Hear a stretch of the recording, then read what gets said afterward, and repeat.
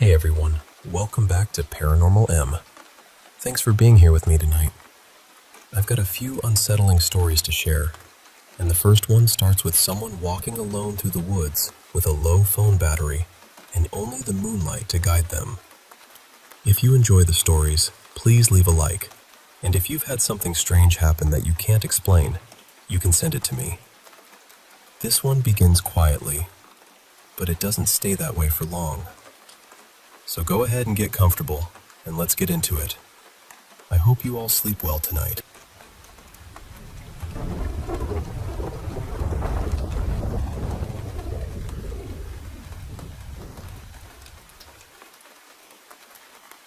This happened last summer, in 2025, right around the 4th of July. It was late, somewhere between about 12:30 and 4 in the morning, and I was 27 at the time. I'm only 4'11", so I've always been pretty aware of how vulnerable I can feel when I'm alone. That night, all I had on me was pepper spray and my phone, and honestly, after what happened, that didn't feel like nearly enough. It's the reason I eventually got licensed to carry for protection. My brother, Darren, and a few of his friends had built this little fort deep in the woods, about 3 miles from the parking lot at Settles Bridge Park. They had gone ahead before me, and I showed up late, close to 12:40 in the morning. So I had to walk the trail by myself. My phone was at something like 16%, and I didn't want to waste the battery using the flashlight. Luckily, the moon was full and bright enough to see by, so I just let that guide me. The first part of the trail was this old logging road off to the left side of the parking lot. It was overgrown, with trees crowding in on both sides, and the farther I got, the more it felt like the woods were swallowing the sound around me. I was a little more than halfway down that road when I saw it. There was a tall white figure standing near a tree on the left side of the trail. It wasn't walking. It wasn't hiding. It was just standing there, rocking from side to side. And I remember my mind going completely cold and practical for a second. I started calculating how far I was from my car, how far I was from the fort. What would happen if I turned around? What would happen if I ran? But every instinct in my body told me turning back was the worst thing I could do. I don't know how to explain it without sounding dramatic, but something in me knew not to react, not to stare too hard, not to scream, not to let it know I had seen it. So I kept walking. I walked right past it. I didn't look directly at it once I got close. I just kept my pace steady and continued down the logging road until I reached the spot where the path turned sharply left into the trees, maybe 10 feet before the road ended. From there, I walked another couple of miles on this rough, hard-to-follow trail, using nothing but moonlight to keep myself oriented. Eventually, I found the fort. It was built on the other side of an old chain-link fence, and I had to crawl under a gap to get through. My brother and his friends were already there, sitting around the campfire like everything was normal. I didn't say anything about what I had seen. At some point, Darren asked me to go find more firewood, so I took a flashlight they gave me and started looking around. We all had this kind of unspoken belief that the other side of the fence was where the bad feeling was, that our side was safe. We were wrong. I started walking up this hill, sweeping the flashlight around, looking for branches. And at the top of the hill, maybe 70 or 80 feet away, I saw the profile of something standing on all fours. Its face looked wrong. Flat. Too still. I told myself it was a deer. I needed it to be a deer. So I just turned around, left the firewood, went back to the fire, and sat down. Again, I said nothing. The rest of the night went on in this strange, almost normal way. Some of them fired guns into the hill I had just climbed. They drank a little, though I didn't. They set off fireworks in a small clearing they had made, and some of them smoked. Eventually, we decided my brother and one of his friends would drive us back in my car. The walk back to the parking lot was quiet. Nothing happened. And honestly, that almost made it worse. When we got to the car, I sat in the passenger seat and stared out the window, scanning the trees. I don't even think I was doing it consciously. I was just waiting to see it again. Then my brother started backing out. And there it was. It was standing on two legs among the trees, maybe 50 feet into the woods, directly in front of the area where our cars had been parked. I don't know whether it had followed us or if it had been waiting there the whole time, knowing we'd have to come back. But I saw it. I swear I watched it drop down onto all fours. Then it ran. It broke into a full sprint and chased the car through the woods. We were going around 35 miles per hour, and this thing kept up. It was running on all fours, zigzagging between the trees, matching us like the forest wasn't even slowing it down. It only veered away when we reached the fence line near the houses. I still don't know what it was. I don't have a clean explanation for it, but I've seen it more than once since then. The fort isn't really there anymore. The nearby HOA had it taken apart, so now there are just some structural remains and an old deer stand out there. And the part that still sits heavy with me is this. My brother and I both had another encounter with it recently, just a few weeks ago in May. So whatever that thing is, I don't think it ever really left.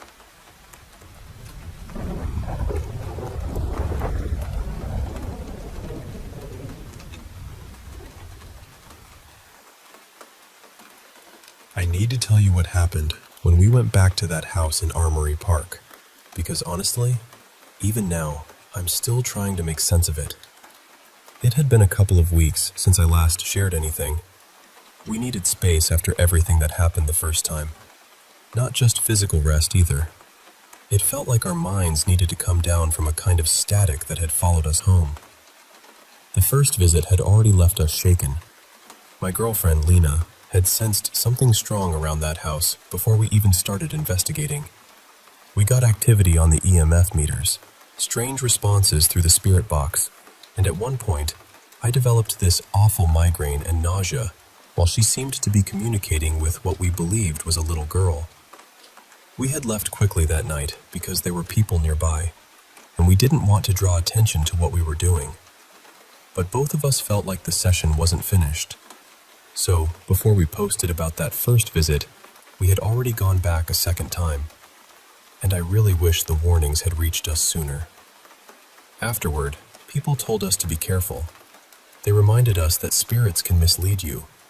Something can present itself as small, sad, or harmless, but that doesn't mean it is. We were told to protect ourselves, set boundaries, and never assume anything is safe just because it feels wounded. That advice stayed with us, but by then, we had already experienced what I'm about to tell you. When Lena and I sat down at home to review the recording from the second visit, the lights flickered the second we brought out the recorder. We both laughed, but it wasn't real laughter. It was that nervous kind, the kind you use when your body knows something is wrong before your mind is ready to admit it. Then I pressed play, and the lights flickered again. I shut the audio off immediately. I remember sitting there thinking, no, this is not happening. Lena looked just as stunned as I felt. Her eyes were wide, and she just kept shaking her head.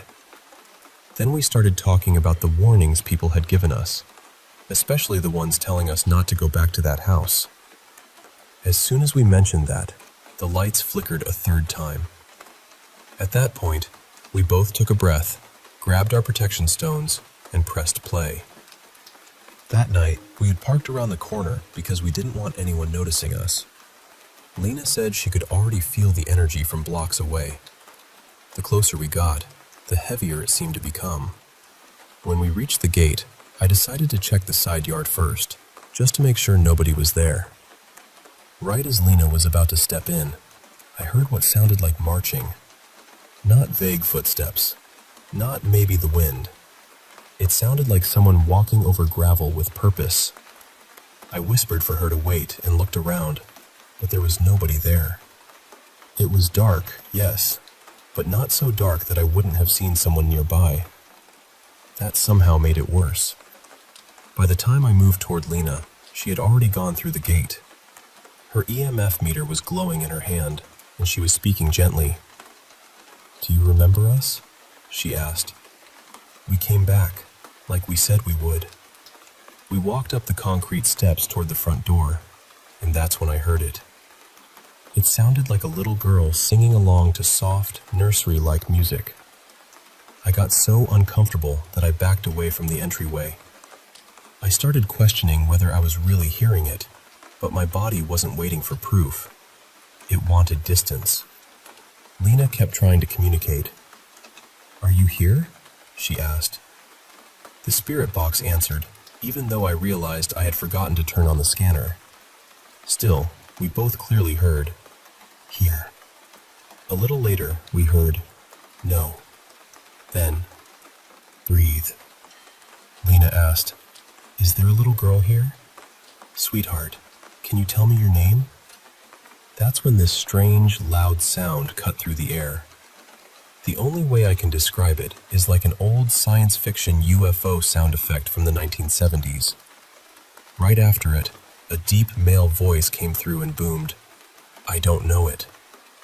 It felt like something was trying to speak over the child. Lena asked, "Is there a man here?" Nothing answered. Then she asked, "Is there someone here who lost their mommy?" A male voice replied with something that sounded like either no or go. Either way, it made my stomach drop. Right after that, a child's voice whispered, "Yeah." Lena asked, "Are you upset with us? Are you mad that we're here?" The answer came back, "Away." There was a small wooden bench in the front yard, and Lena noticed it. She asked, "Would you like me to sit there?" A woman's voice answered, "Yeah." For a minute or so, things went quiet. Then we heard a male cough come through the spirit box. A moment later, there was rustling from the side yard. Lena turned toward it and asked, "Are you playing back there?" The response chilled me. "Mommy?"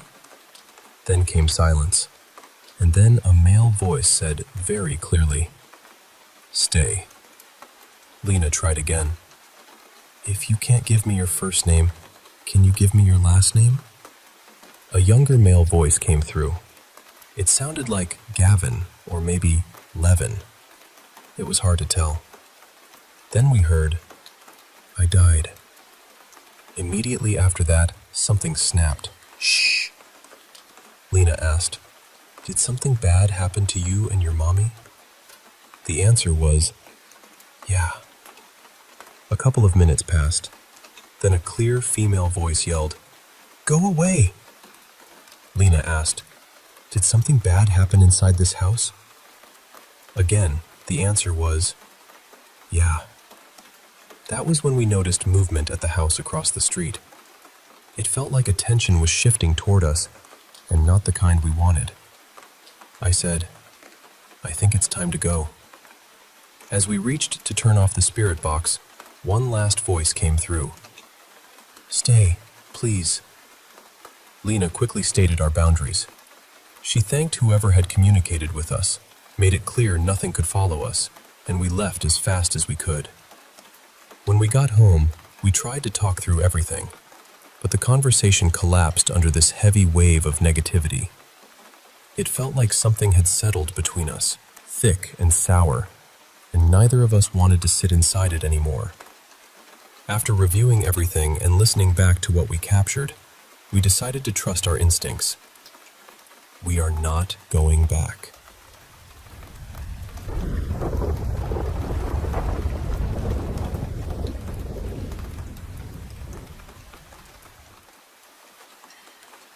Honestly, I still don't know what to make of any of this. I don't know if it was supernatural or if my brain just started stitching random things together because I was scared. But this has been happening over the last several months, and the more I think about it, the harder it is to brush off. It started on a day when I was really upset.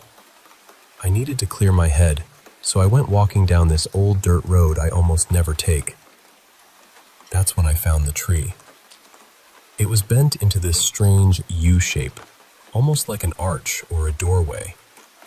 The second I saw it, I got this heavy feeling in my chest. Not just regular nerves either. It felt like I was being watched. I stood there for a minute, trying to talk myself out of being creeped out. But every time I looked past the tree toward the path behind it, that feeling got worse. Like something was quietly telling me not to go any farther. So I left. When I got back near my house, I noticed a small black cat watching me from down the road. It was just sitting there, staring. For some reason, I decided to walk toward it, and it ran into this perfectly round opening in the woods. I could probably crawl into it if I really wanted to, but I absolutely do not want ticks crawling all over me, so no thank you. At first, I didn't think too much of it. Weird tree, weird cat, strange day. That was all. But a couple of days later, I went back to the tree. I don't even know why. I still don't. The same feeling was there. That pressure, that dread, that sense that something was paying attention to me. I got a little closer than before, but I still couldn't make myself walk past it. On my way home, I saw the black cat again, and I knew it was the same one because of the way it moved. It had this odd, rocking kind of walk, almost like it was limping, but not exactly. It's hard to explain. It was closer this time, just staring at me. We stared at each other for what felt like 5 minutes, but when I finally snapped out of it, I realized way more time had passed than I thought. Its eyes were what really bothered me. They looked almost completely black, except for one tiny yellow dot in the middle. After that, I told a few people about the tree. Some thought it was creepy. Some said the picture I took of it gave them the same uneasy feeling. Other people said it just looked like a cool tree. For a while, nothing major happened. I kept visiting the tree every now and then, and every time, I still felt like I shouldn't go beyond it. Then one day, I took my sister with me because I had this dumb little mission in my head. I was going to touch the tree. I did touch it. Nothing dramatic happened at first. No noise, no vision, nothing like that. But right after I pulled my hand away, this cold breeze moved through, and the dread hit me harder than ever. It was so intense that I felt something I don't even know how to name. My sister and I ran back. Later, I remembered that while I was touching the tree, it looked like something moved in the bushes nearby. Maybe it was just the wind. I really don't know. After that, things got quieter for a bit. But then I had 2 dreams. The first one was about this flat, almost 2-dimensional goat-looking thing.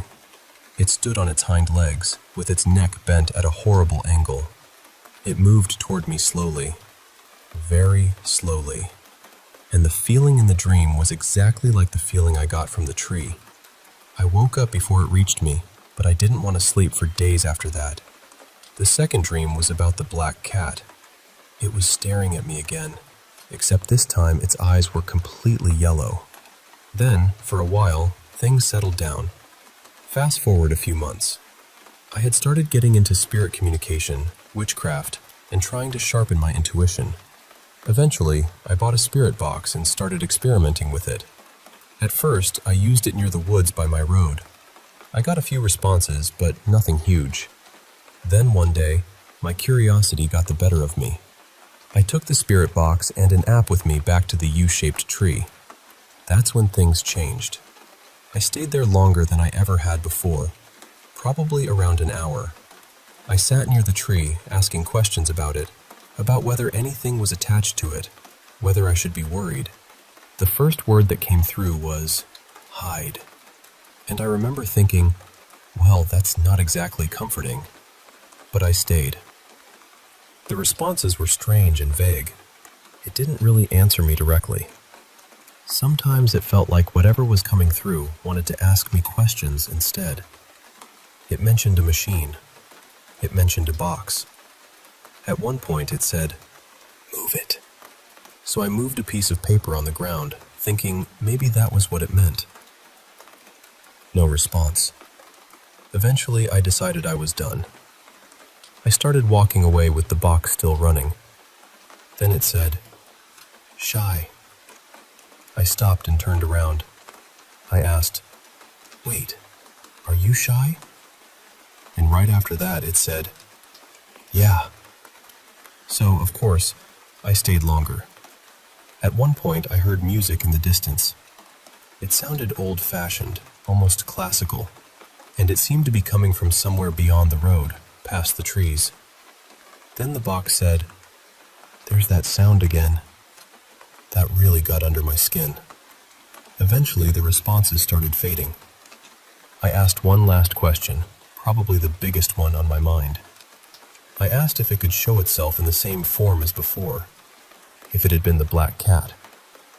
The box brought up the machine and the box again, but I couldn't make sense of it.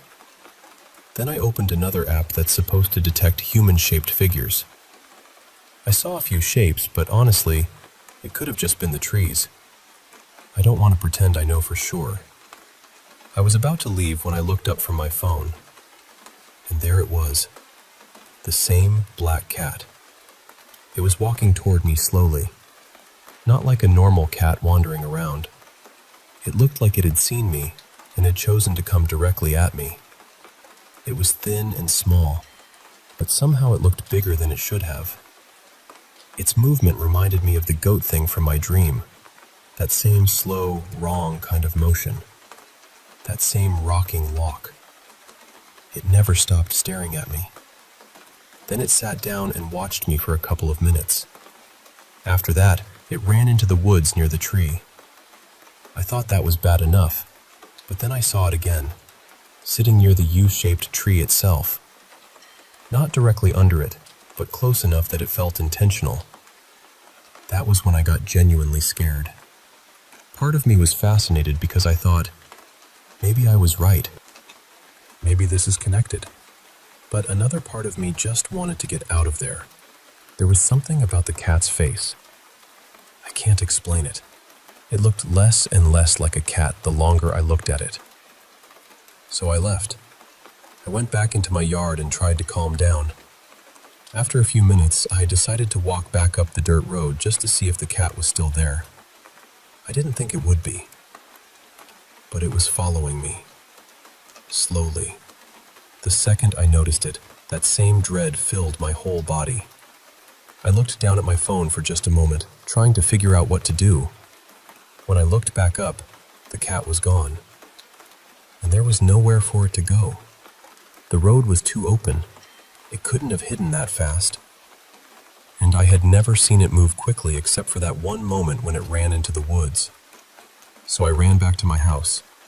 Then things got even stranger. When I came back outside, there were random cats all over my yard. A brown cat, another black cat, and a few others. But none of them were the same black cat I had been seeing. That one had a very specific look. One cat peeked around the side of my house and stared at me. I walked toward it and it vanished. I checked behind the buildings nearby, but there was no way it could have slipped under them or around them without me seeing.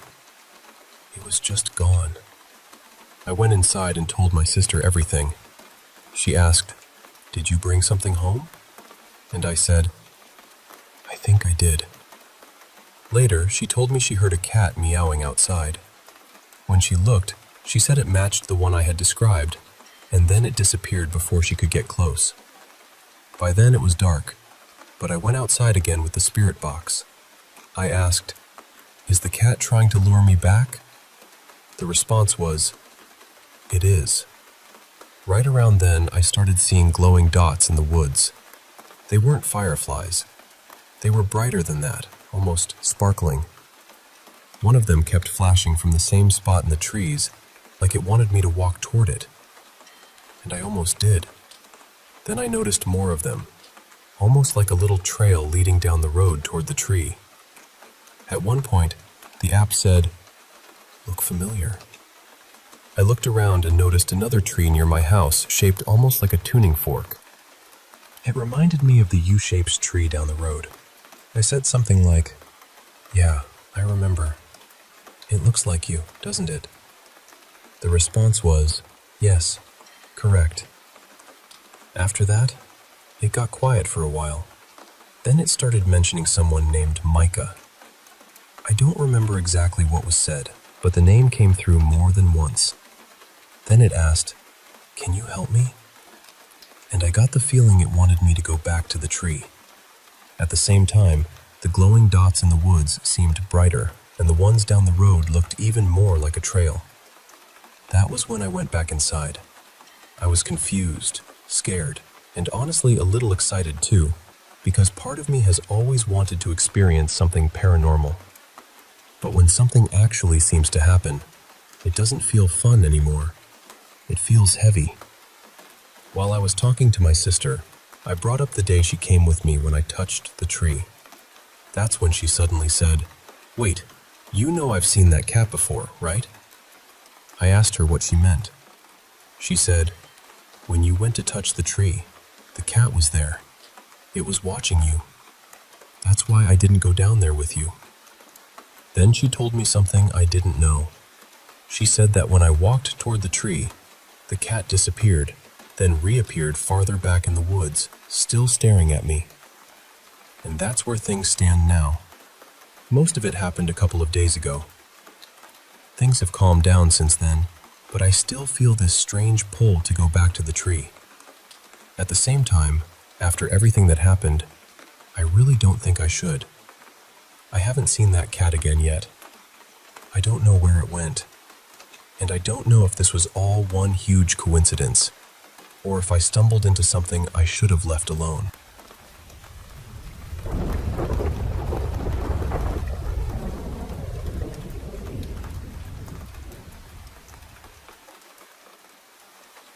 Hey, I want to share with you a story that's been with me for most of my life. Something that's a little hard to explain, but has definitely shaped how I see the world. So, I grew up in Texas, lived there until I was 15, and then my family moved to New Mexico. But my experiences? They started way earlier, when I was just a kid, maybe around 5 years old, though my family tells me it actually began closer to 3. It all started at this little restaurant my family used to go to. I had to sit at this one particular table because, well, that's where my pet cat was. Now, here's the thing. My parents and my oldest sister thought my cat was imaginary at first, but I wasn't imagining it. I could see this cat, clear as day. And then it wasn't just that one. I started seeing more cats, but these other ones appeared at our house, not the restaurant. I can almost still feel the quiet hum of our kitchen, the soft clatter of dishes, and that odd sensation creeping over me, this feeling like I wasn't alone. In our house, the microwave sat in this little nook right next to where we did laundry and sometimes watched TV. It was a small space, but man, you could feel it there, like someone was watching you, always. I'd get that feeling so strong it made my skin crawl, but nothing else would happen for years. Then, when I was about 12, after my sister moved out, the feeling changed. It followed me everywhere, all the way up the stairs to the second floor, right into my room. One morning, I was watching TV in my room before school. My phone was sitting right in the middle of my chair. There was no way it could just fall off on its own. But out of the corner of my eye, I saw it lift up and tumble to the floor. I blinked, thinking maybe I was imagining things, but I wasn't. It really happened. Another time, my mom and I were in her bathroom late at night. She has a shelf with all these glass perfume bottles lined up. We were about to leave, and she was reaching to turn the light off when one of the perfume bottles just fell off the shelf. It wasn't like someone had used it and set it down wrong. It was the middle of the night, and no one else was around. Little things like that happened. Hearing footsteps on the stairs when it was just me at home. Sure, stairs make noises, but these footsteps were different. Like someone was really walking up and down, and sometimes I could hear someone calling my name the way a parent might shout when they come home from the store. At night, it got worse. Sounds of someone walking right up to my bed, but no one was there. I used to have guinea pigs, and whenever I heard those footsteps, they'd freak out, squealing and darting around like crazy. It was as if whatever was in the house was irritated or angry. When we finally decided to move, that's when things really escalated. We were packing up, getting everything ready. Upstairs by our furnace door, we had this big metal star hanging. My parents told me they heard a loud bang in the middle of the night. They ran out of their room and saw the star swinging back and forth. Dad even went outside to check if someone was trying to break in, but there was no one there. A few minutes later, I heard a loud bang in my room and ran straight to my parents like any scared kid would. Mom told me about the star. Then there was this other night, just a few days before we were to move out. I woke up to the sound of someone trying to get into my room. I never lock my door, but it sounded like it was locked and someone was banging on it, frustrated, almost furious. After that, we moved to New Mexico and stayed at my Nana's house, which everyone in our family says is haunted. We're pretty sure it's family spirits, though. Let me back up a bit so you get a better picture. Before we moved in, my sister saw a man standing at the foot of her bed as a kid.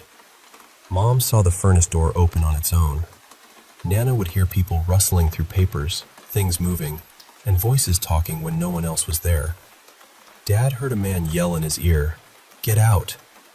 Even my little cousin was scared to walk down the long hallway by herself because she saw that same man standing there. When I was about 6 or 7, my great-grandma passed away. She used to be in a wheelchair, and you could always hear her rolling down the hall.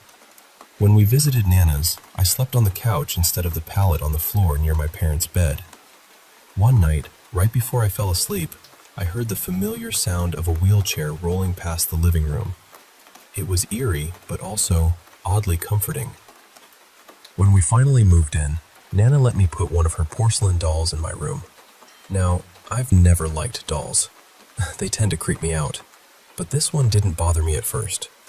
It sat on a shelf, but soon I noticed it would be facing a different way every time I came home from school. Sometimes I'd smell that old-fashioned powder ladies wear, faint but unmistakable. One night, around 10 p.m., while I was brushing my teeth, I heard a man say my name. Haley. I thought maybe Dad was calling me, so I went to his room and answered, but Mom was awake and said Dad was asleep, and no one had called me. Weeks passed quietly, but then I saw something. While on my phone, I glimpsed a little girl standing in my closet. After that, I never left my closet door open. Then, one night, I saw that man again, standing next to my bed. I told Mom, and she said it was the same man many in the family had seen. Maybe it was my imagination, but no one had described him before. We moved out once we found a place to rent. At first, nothing strange happened, but then, the feeling returned. Someone calling my name when I was home alone. One time, I was on the phone with my sister, and she heard me respond because I thought Mom and Dad had come home. I looked out my window. No cars were there. Things got stranger. One night I was up late, went to the kitchen for a drink, and on my way back I heard a woman whisper clearly, "Shh, she's coming. She can hear us," repeated over and over. I followed the voice to Mom's open bedroom door. I asked if she was awake, and she mumbled back, half asleep. We both started seeing shadows in the corners of our eyes. Once, I was on the couch and Mom was in her bedroom. Our rooms are right next to each other. Mom came out, looked into my room, and saw the back of me sitting in my chair. But I was never in my room that night. There's no way I could have gotten to the couch before her. She was so freaked out she had to look twice. Months later, we moved into a house my partner bought. Nothing too weird happened there, just things going missing and then reappearing after days or weeks. Now I'm 21, living in Louisiana for almost 3 years. My boyfriend and I rent a house. At first, nothing strange happened, even when my 2 stepsons were here every other week. But when I got pregnant, things started again. The baby swing where I put my youngest stepson would turn on by itself. It made me uneasy. My daughter was born 6 months ago, and the feeling that someone's watching me has only grown stronger. I've even seen a little boy peeking out of my stepson's room while he was sleeping, and there were 2 shadows standing next to my daughter's crib. My boyfriend doesn't believe in any of this, But one night he heard the bathroom sink turn on and off just as I walked out of our bedroom. Luckily, my youngest stepson, who's now 1, and my daughter don't seem scared by whatever is here. So, that's my story so far. A lifetime of whispers, shadows, and that unshakable feeling of being watched. I don't know what it all means, but it's part of who I am now.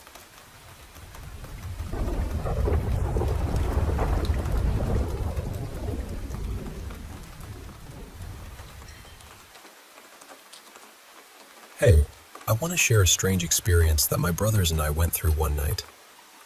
It's a bit eerie, but I'll tell it as it happened, every detail included. So, picture this. It's around 4 in the morning. The house is dead silent. Everyone's fast asleep.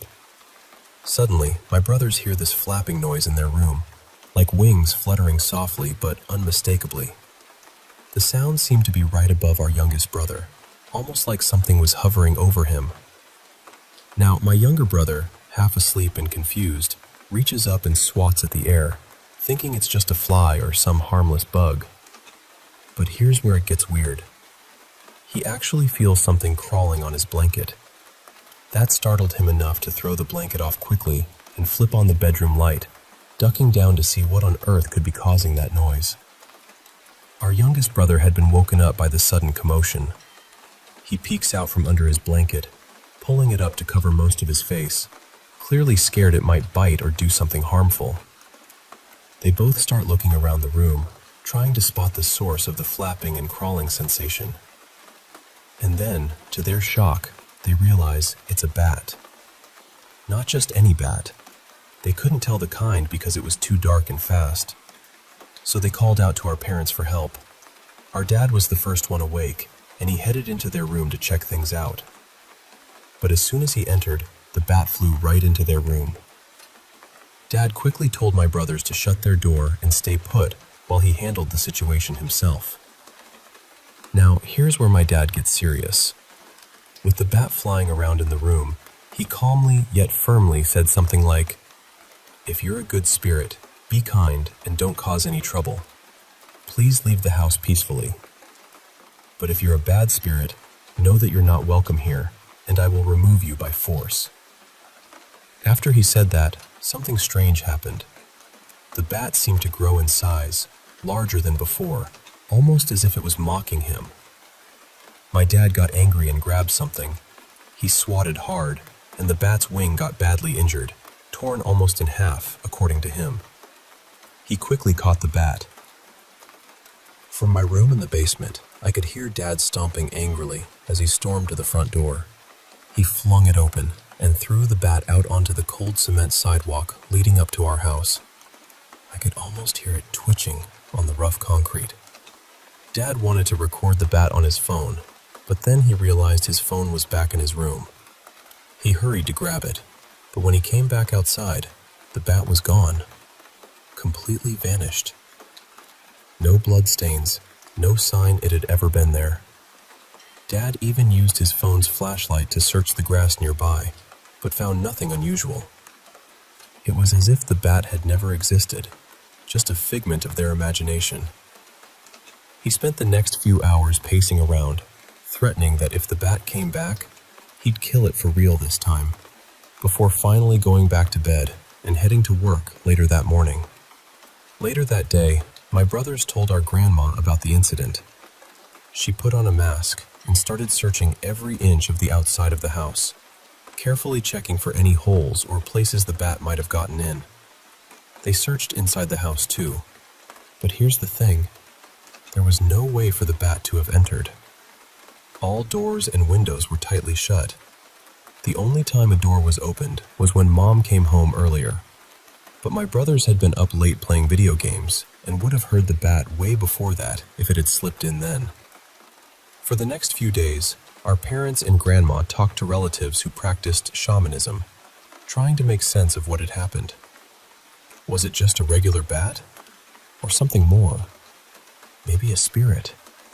But even now, weeks later, we still don't have a proper answer. That bat, whether real or supernatural, left a mysterious mark on our family. a midnight visitor that came and went without explanation.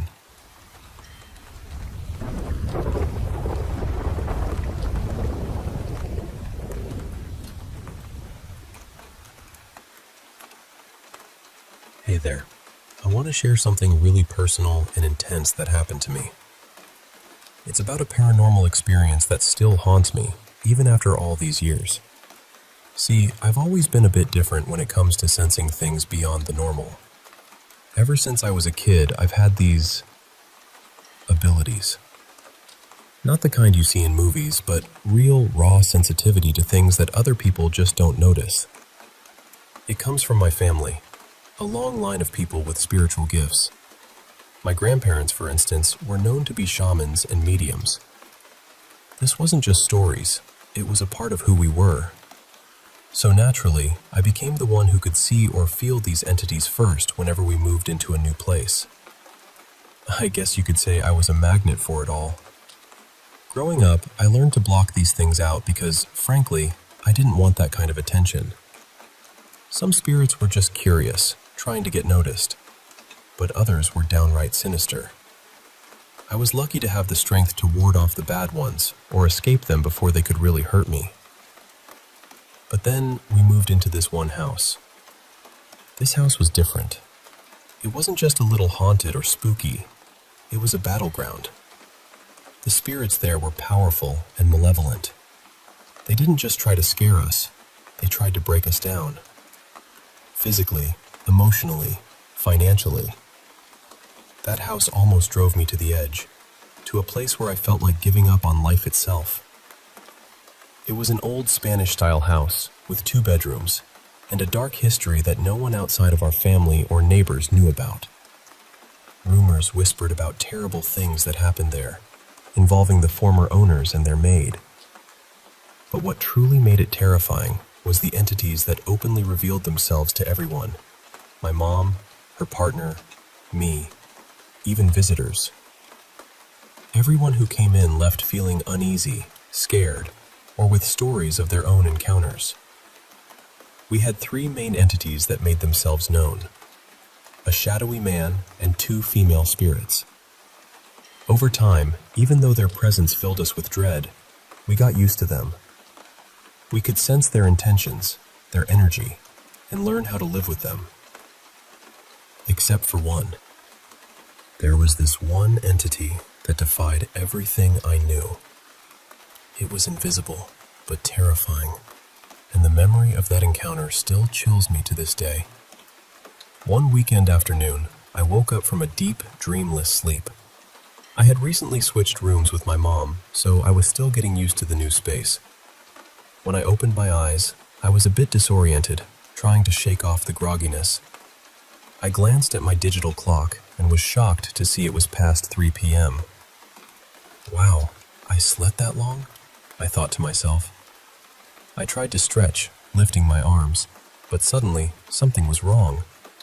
A heavy pressure pressed down on my chest and neck, spreading quickly to my limbs. I was frozen, unable to move. And then I felt it. There was this weight on my right side, something taking shape even though I couldn't see it. It felt like a hairless, bald head pressed into my neck, right under my jaw. I could almost feel its bony face, its chin digging into my collarbone and chest. Its arms, thin, scrawny, and cold, wrapped tightly around my body, gripping my arms and thighs with a vice-like strength. The skin was unlike anything I've ever felt.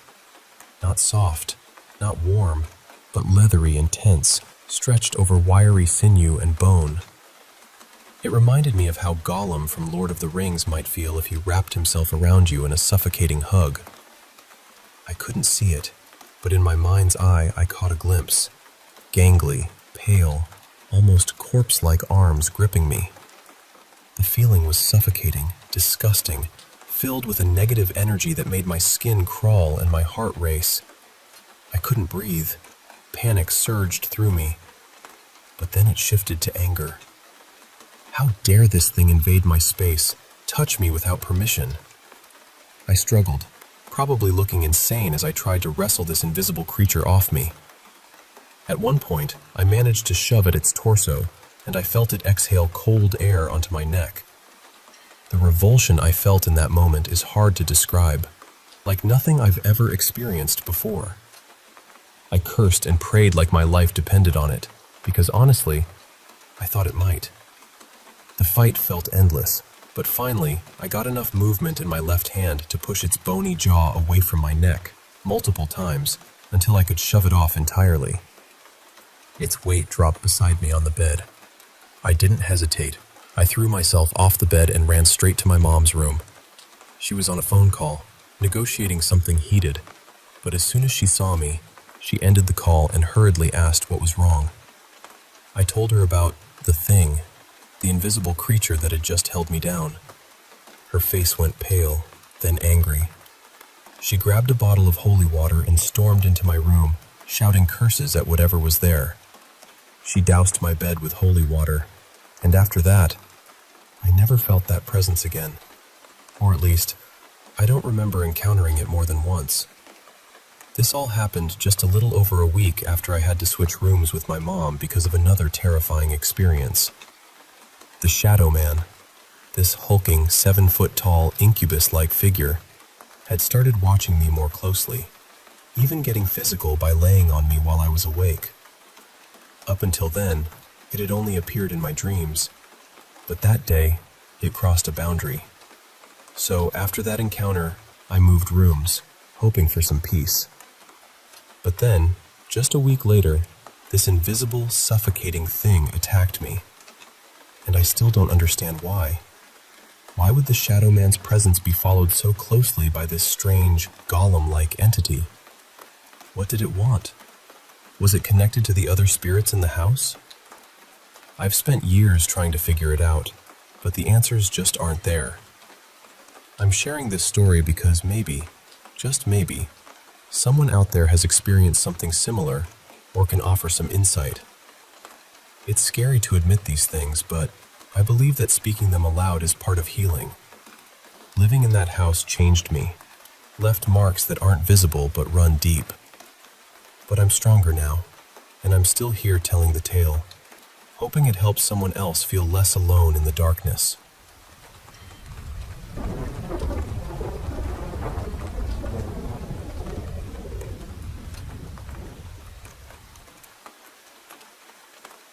Hey, I want to share with you a story about a peculiar experience in my home, something that stayed with me for years, and I think you'll find it as strange and touching as I do. It all starts with a simple electric doorbell I installed upstairs, at the entrance to our upper floor suite. I put it there mostly because my older daughter, who was quite the little mischief maker, thought it was hilarious to ring it before sneaking into my quarters. But then, well, the doorbell started ringing on its own. At first, we thought it was a glitch, just some odd electrical hiccup. But as time passed, it became clear it wasn't random at all. See, the bell would chime at very specific moments, like when the kids did something I had explicitly told them not to do, or when a TV program showed something scary to them, and I could see their little faces scrunch up in fear. It was almost as if the bell was the house's way of keeping us all in check. It sounded more like a subtle warning, a reminder that something wasn't quite right. One day, I was upstairs, listening to some music, just trying to relax. One of our cats was fixated on the open door, sitting there completely still, eyes wide and unblinking, as if it saw something invisible to us. The poor thing was petrified for a long moment, then suddenly darted away, diving under a chest of drawers. That's the instant the doorbell rang, and the song instantly shifted to "Can't Get My Eyes Off You," as if on cue. It was at that moment I started to suspect who, or what, might be behind these eerie happenings. We grew so accustomed to this presence that, honestly, I would often open the door and say, "Come in, dear," whenever I heard the bell's distinct ring. It became almost comforting in a strange way.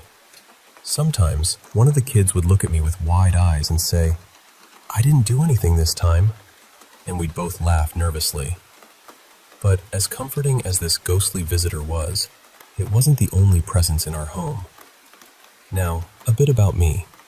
I was battling depression, slowly feeling better but still haunted by dark moments.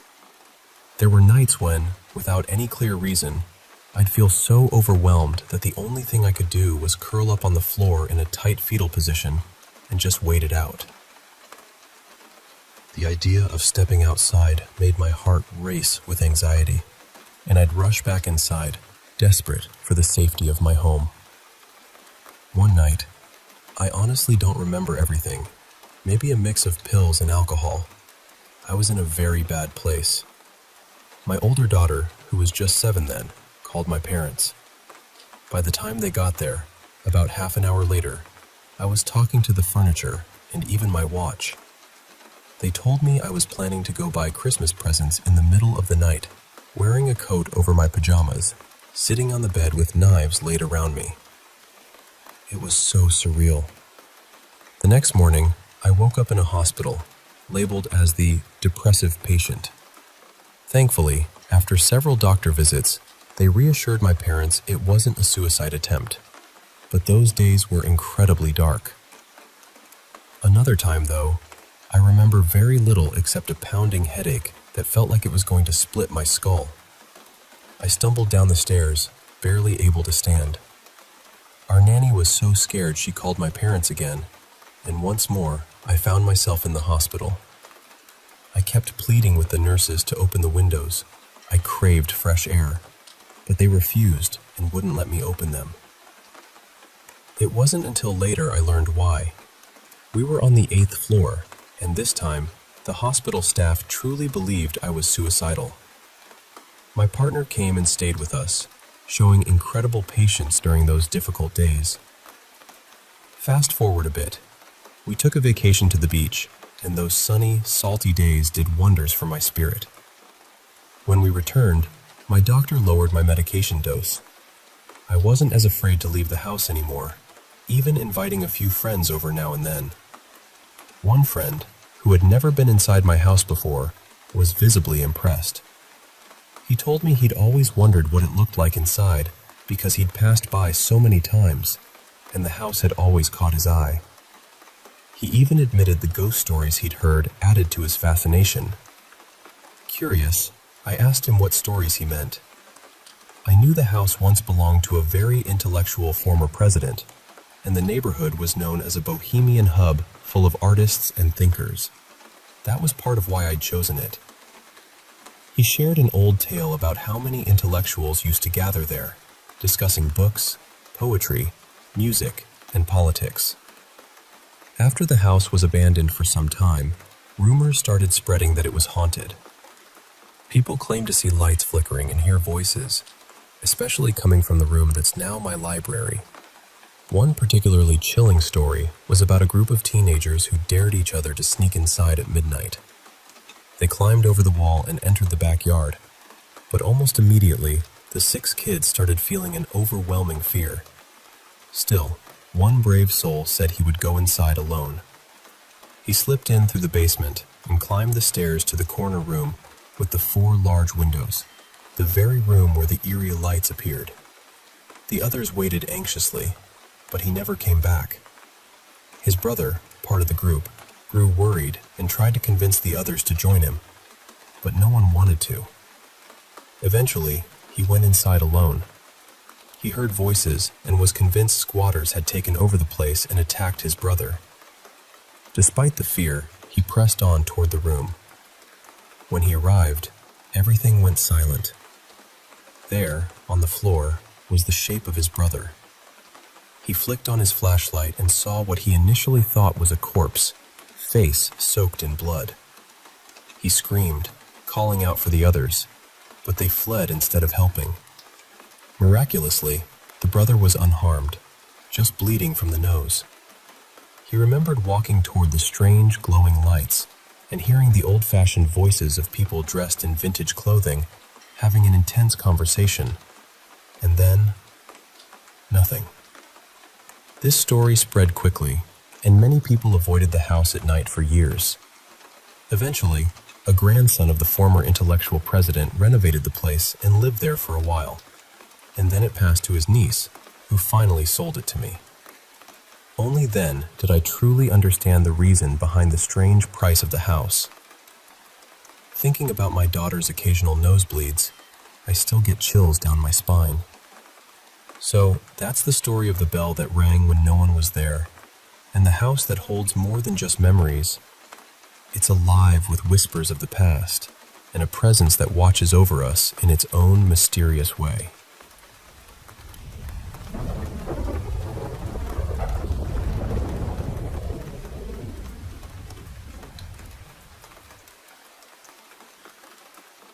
Over time, things around the house started to feel almost normal again.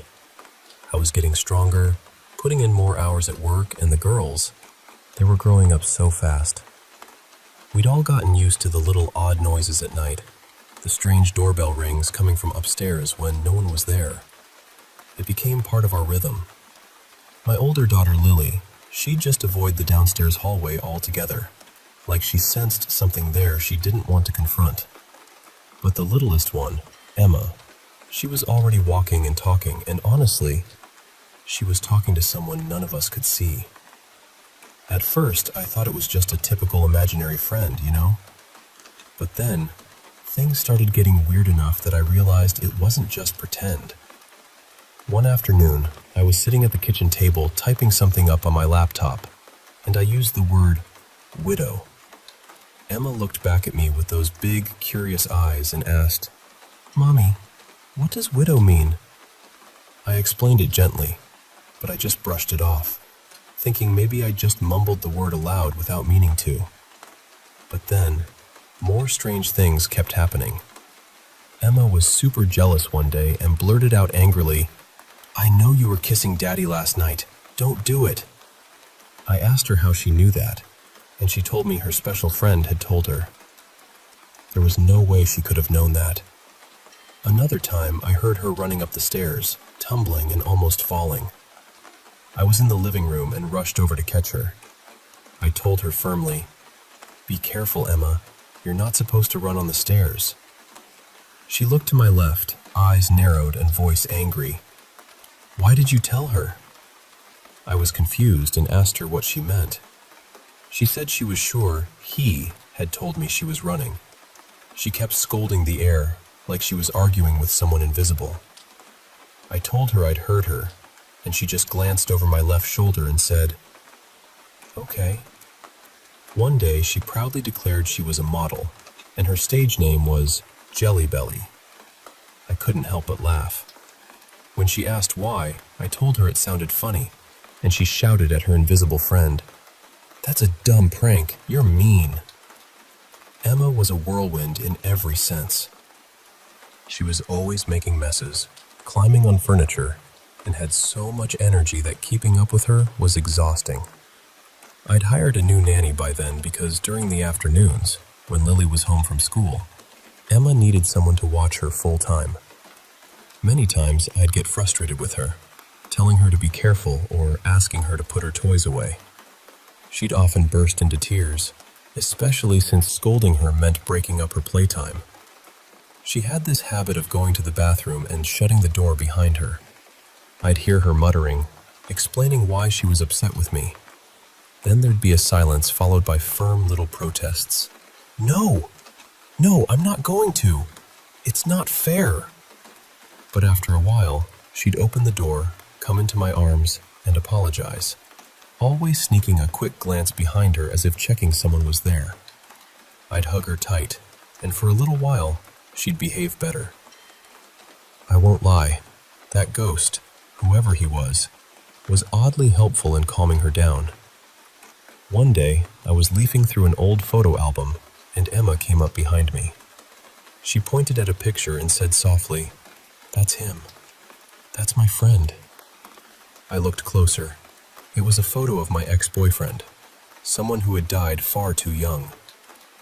At that moment, everything clicked into place. So I had to get used to the idea that my little girl was talking to my late boyfriend. But then, Emma started showing some really unusual behavior. Sometimes when she met new people, she couldn't stop poking them. I remember this one time, a good friend of mine, a sweet, sensitive guy, came over. I led him into the living room and went to the kitchen to heat some water for tea. When I came back, Emma was sitting in an armchair, playing with a toy, completely ignoring him. I asked, "Did you at least say hello?" She looked confused and asked, "Do you see him too?" Then she stood up and poked his cheek before finally saying, "Hi." We enrolled her in ballet classes, trying to give her something like her sister had. But the teachers told me that sometimes she made other kids uncomfortable because she'd get too close and poke them randomly. Thankfully, ballet wasn't her true passion. Another day, we were at my parents' country house when some friends arrived with their 4 children. Emma fixated on the youngest girl and, when she thought I wasn't watching, poked her in the face. I told her to stop, but then I saw her licking the little girl's arm. I quickly told her not to do that. She told me she wasn't sure if some people were visible to everyone or only to her, so she had to check. Later, my mom mentioned that the little girl had actually died briefly at birth and had to be resuscitated.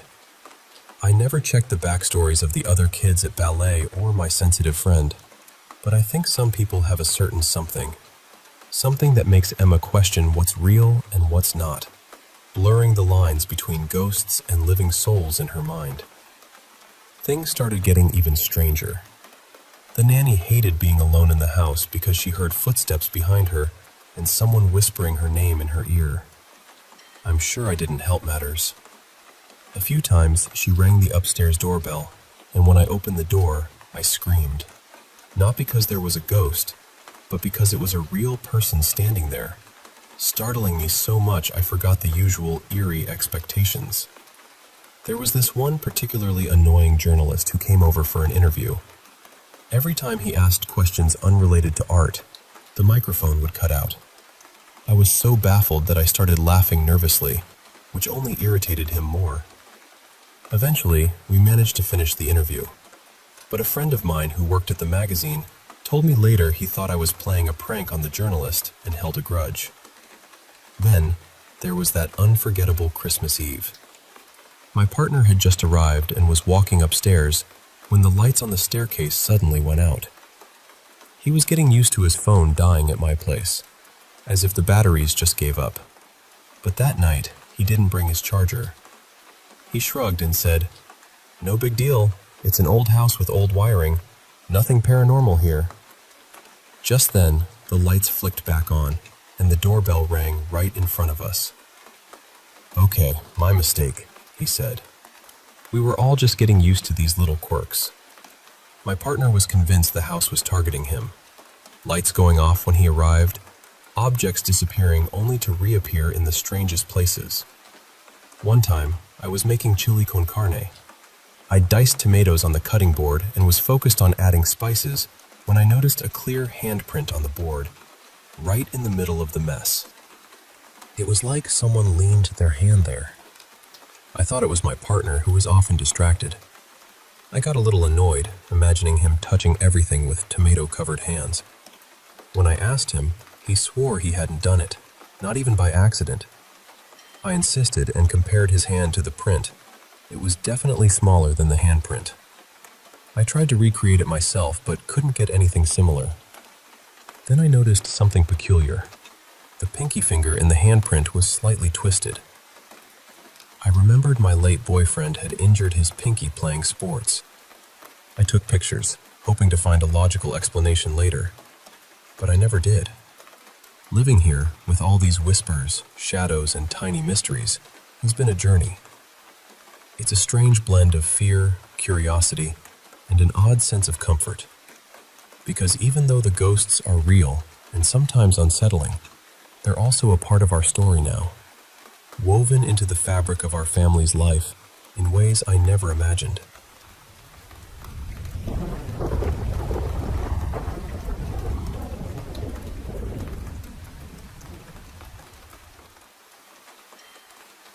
You know, there was this peculiar stretch of time when things in that old house of mine just seemed to spiral into something wilder than ever before. It was like the atmosphere itself thickened, and the house wasn't just creaking or whispering. It was acting out. Around then, the nanny I had started really hating being alone in that place. She told me she kept hearing footsteps right behind her, and sometimes someone whispering her name so softly, like a breath right next to her ear.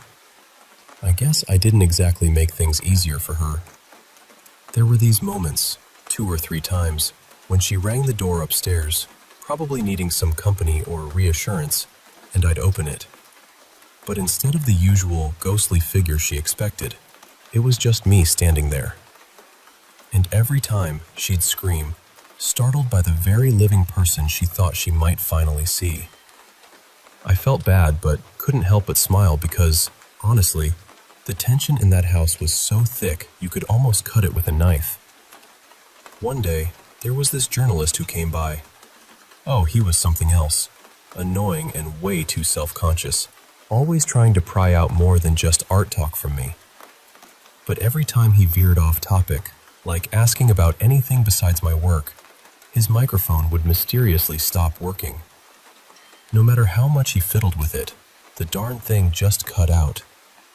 I was watching him, utterly puzzled, and I couldn't help but laugh nervously. It was one of those laughs that's equal parts disbelief and a bit of fear. The poor guy looked downright annoyed, like he thought I was pulling some prank on him. After a lot of fiddling and awkward pauses, we finally got through a decent interview. Later on, one of my editor friends, who was also a buddy, told me he thought I was messing with the journalist and that the guy held a grudge. Honestly, I don't blame him. Living in that house messes with your head enough as it is. Then came that Christmas Eve, a night I still remember clearly. My partner arrived at the house, walking up the creaky old stairs, and suddenly, the lights cut out. Just like that. Now he was getting used to his phone battery dying the moment he stepped through my door, like some invisible force drained the power. But that night, he didn't even bother pulling it out. Instead, he said out loud, almost trying to convince himself, "It's just an old house. The wiring's probably shot. Nothing paranormal here." And right then, just as if the house was mocking him, the lights flickered back on. Then, almost immediately, the doorbell rang right in front of us. He chuckled and said, "Okay, maybe I was wrong." We were slowly getting used to these little quirks, or maybe curses.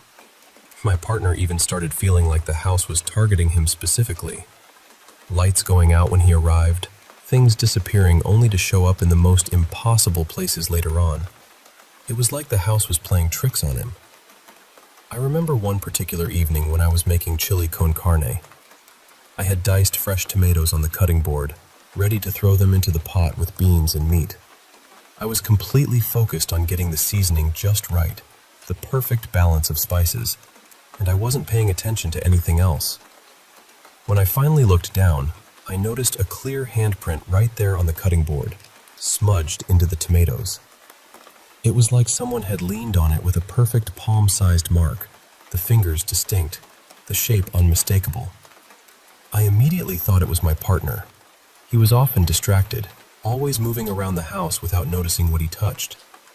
I got a bit frustrated because I figured he hadn't even realized he'd smeared tomato juice everywhere, and probably went around touching doors and walls with his messy hand. When I asked him about it, though, he swore he hadn't done it, not even by accident. I pressed him, and he put his hand next to the mark. It was definitely smaller than the handprint on the board. Just to be sure, I put my own hand next to it, and the print was larger than mine. Going back to my old skeptical self, I thought maybe I'd done it while scraping the board with the knife, but no matter how many times I tried to replicate it, nothing looked like that clear handprint. Then, I noticed something odd. The tip of the pinky finger in the print was twisted, a small detail I hadn't noticed before. It hit me. My late boyfriend had a pinky finger that was slightly crooked after a sports injury. I took pictures of the cutting board to try and figure this out later, hoping for a logical explanation. But none ever came. And then there were the witches. No, not real ones, but 2 doll witches hanging from the ceiling as decorations. My older daughter loved teasing her little sister, so she told her the prettier doll witch was a representation of herself, while the other was her sister's. I didn't love how she kept telling her little sister she was the smart and beautiful one. It felt a little mean. Jokingly, I told my daughters that if I were one of those doll witches, I'd be so mad I'd start moving on my own. And can you believe it? One of those dolls started spinning all by itself. I mean, it was indoors. No open windows, no fans, and only one of the witches moved. I laughed. It was so absurd it felt like a prank. But my girls stared at it, wide-eyed and scared. My youngest looked up at me and whispered, "Mom, make them stop." I honestly didn't know what to do, so I just said, "Okay, stop now." And wouldn't you know it, it stopped. They were amazed and asked how I did it, but I swore it wasn't me. Over the next few days, the witches began spinning more and more, completely out of the blue. Usually they stopped when I told them to, but each time it took longer and longer. The nanny saw it a couple of times and started freaking out. She was really on edge. My partner, ever the rational thinker, suggested it might be some kind of telekinesis. But I couldn't make them spin on purpose, and they even spun when I wasn't around. We started taking the whole thing more seriously, especially because the two witches could spin in opposite directions at the same time, sometimes speeding up and slowing down, stuff that defied everything I knew about physics. It freaked out my kids too. Eventually, we decided to take those witches down and put them away. By then, I found myself diving into ghost stories and paranormal research, curious despite my skepticism. The so-called orbs in photos always seemed underwhelming to me. Just dust particles caught in the light, surely. But as I talked to more people, some asked questions that made me pause and rethink. Like, why did orbs only show up in certain places? Why would one picture be filled with them and another, taken seconds later, show none? I started paying closer attention to the photos I took, especially the ones with my kids. They were often surrounded by these orbs. One picture really caught my eye. It was a set of two photos, taken automatically about 10 seconds apart. In the first, the three of us, me and my daughters, were smiling, although my little one had her eyes closed. In the second, the three of us looked happy and alert, but there was this strange gray shape hovering just next to my youngest daughter. It wasn't just an orb. It looked like a moving white figure, a shadow almost. Another photo made my heart skip.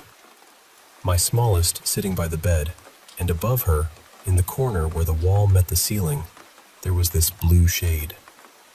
At first, I thought it was some smudge on the wall or a spot in the photograph. But it wasn't. My partner pointed out that it was exactly where the doll witches used to hang. That moment made me realize this house held secrets far beyond what I could understand. Whispers in the dark, shadows that lingered, and little signs that maybe, just maybe, we weren't alone in that old haunted house.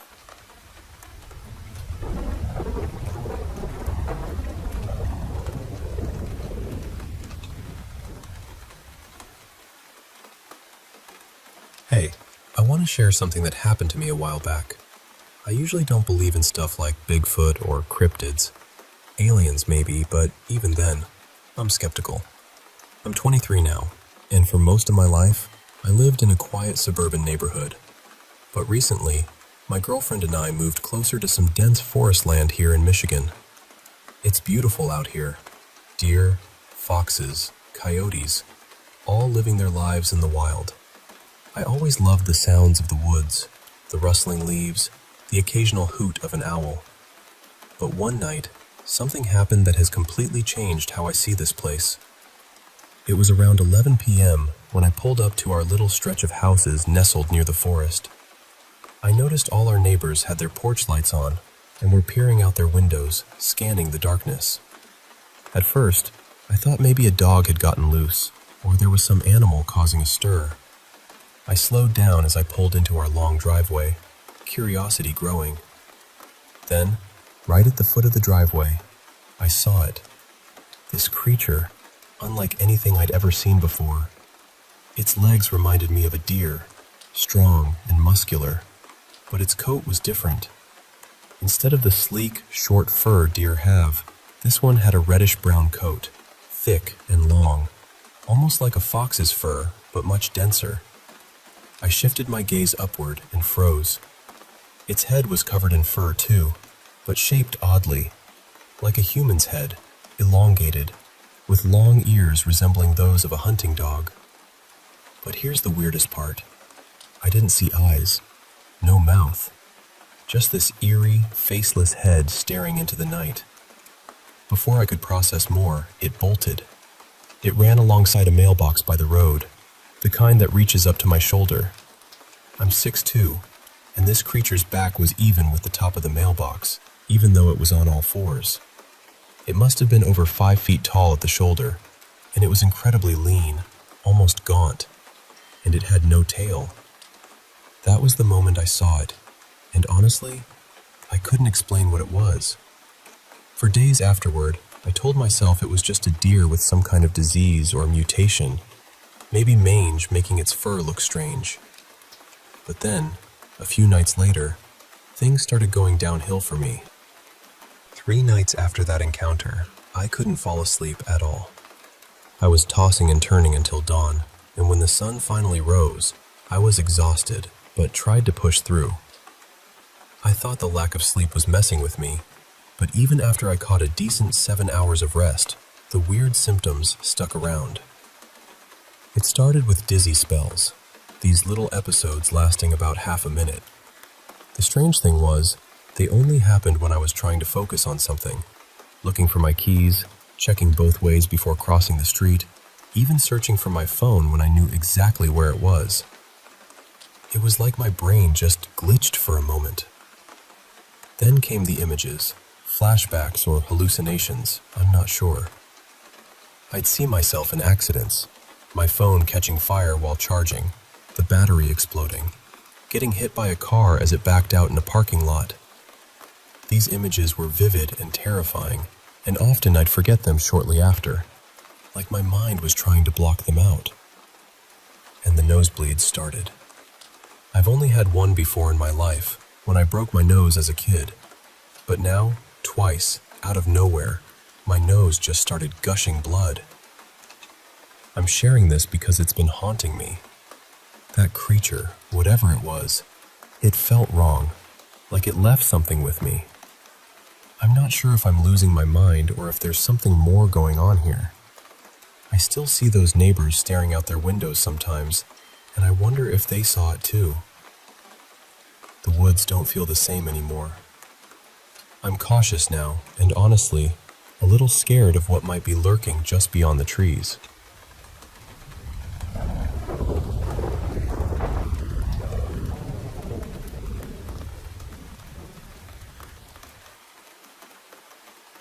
Hey, I want to share something that happened to me a while back. I usually don't believe in stuff like Bigfoot or cryptids. Aliens maybe, but even then, I'm skeptical. I'm 23 now, and for most of my life, I lived in a quiet suburban neighborhood. But recently, my girlfriend and I moved closer to some dense forest land here in Michigan. It's beautiful out here. Deer, foxes, coyotes, all living their lives in the wild. I always loved the sounds of the woods, the rustling leaves, the occasional hoot of an owl. But one night, something happened that has completely changed how I see this place. It was around 11 p.m. when I pulled up to our little stretch of houses nestled near the forest. I noticed all our neighbors had their porch lights on and were peering out their windows, scanning the darkness. At first, I thought maybe a dog had gotten loose, or there was some animal causing a stir.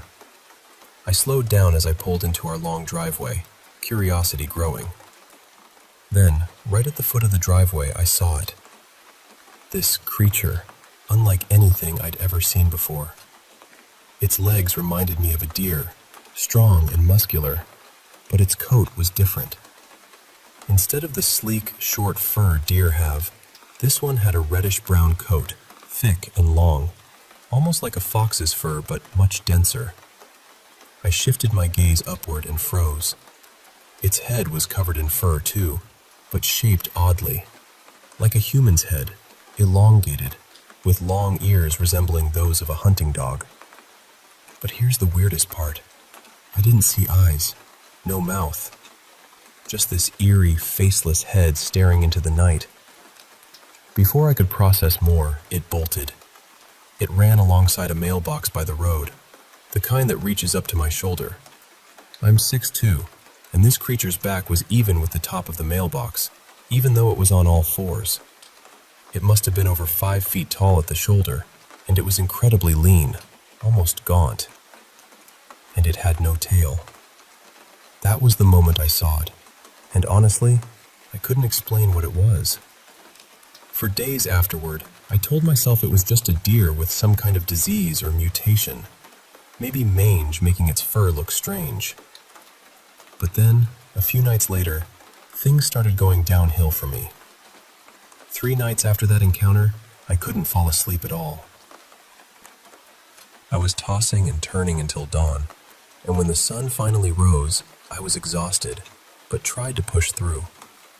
I thought the lack of sleep was messing with me, but even after I caught a decent 7 hours of rest, the weird symptoms stuck around. It started with dizzy spells, these little episodes lasting about half a minute. The strange thing was, they only happened when I was trying to focus on something, looking for my keys, checking both ways before crossing the street, even searching for my phone when I knew exactly where it was. It was like my brain just glitched for a moment. Then came the images, flashbacks or hallucinations, I'm not sure. I'd see myself in accidents, my phone catching fire while charging, the battery exploding, getting hit by a car as it backed out in a parking lot. These images were vivid and terrifying, and often I'd forget them shortly after, like my mind was trying to block them out. And the nosebleeds started. I've only had one before in my life, when I broke my nose as a kid. But now, twice, out of nowhere, my nose just started gushing blood. I'm sharing this because it's been haunting me. That creature, whatever it was, it felt wrong, like it left something with me. I'm not sure if I'm losing my mind or if there's something more going on here. I still see those neighbors staring out their windows sometimes, and I wonder if they saw it too. The woods don't feel the same anymore. I'm cautious now, and honestly, a little scared of what might be lurking just beyond the trees.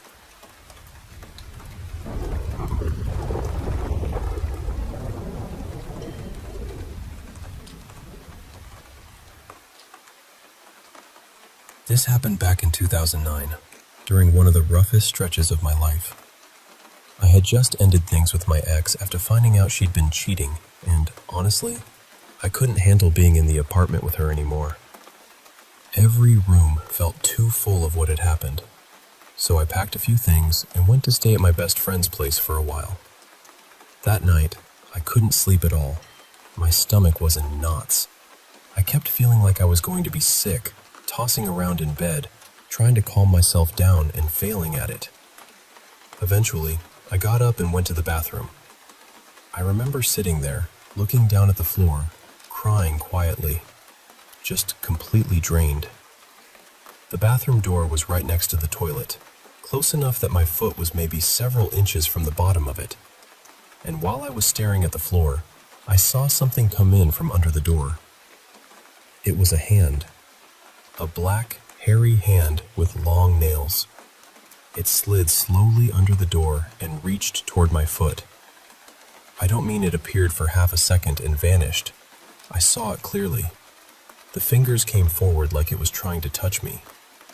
I yanked my foot back so fast, and when I did, the hand pulled back too, but not in a startled way.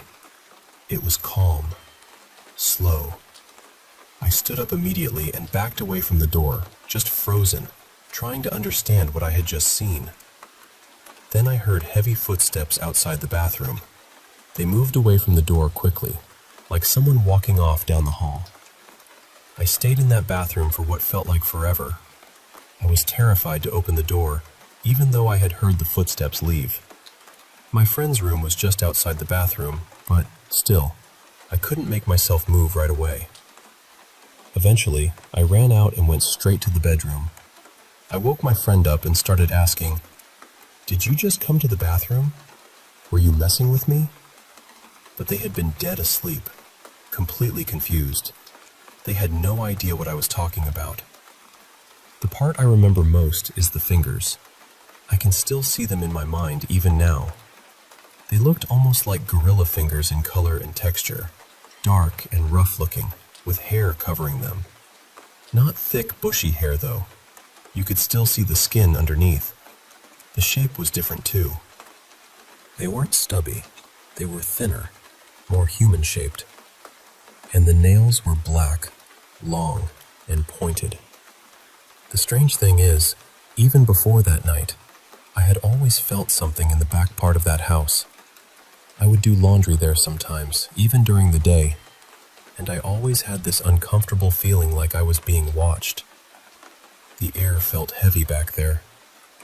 I used to tell myself I was just imagining it, that I was stressed or tired or letting my mind run wild. But after that night, I couldn't explain it away anymore. I know what I saw. I know it was real. I just don't know what it was, and I don't know what would have happened if I hadn't pulled my foot away. For years, I kept it mostly to myself. I didn't even tell my best friend until much later. When I finally did, they looked at me and said their sister had always sworn there was something back there too. Apparently, that was the reason she never wanted to sleep in her own room, but everyone thought she was just being dramatic. That part still gets to me. Because when it happened, I was scared, absolutely. But strangely, it didn't feel evil.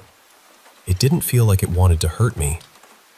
It felt more like something was there, something I wasn't supposed to understand, reaching out from a place I couldn't see.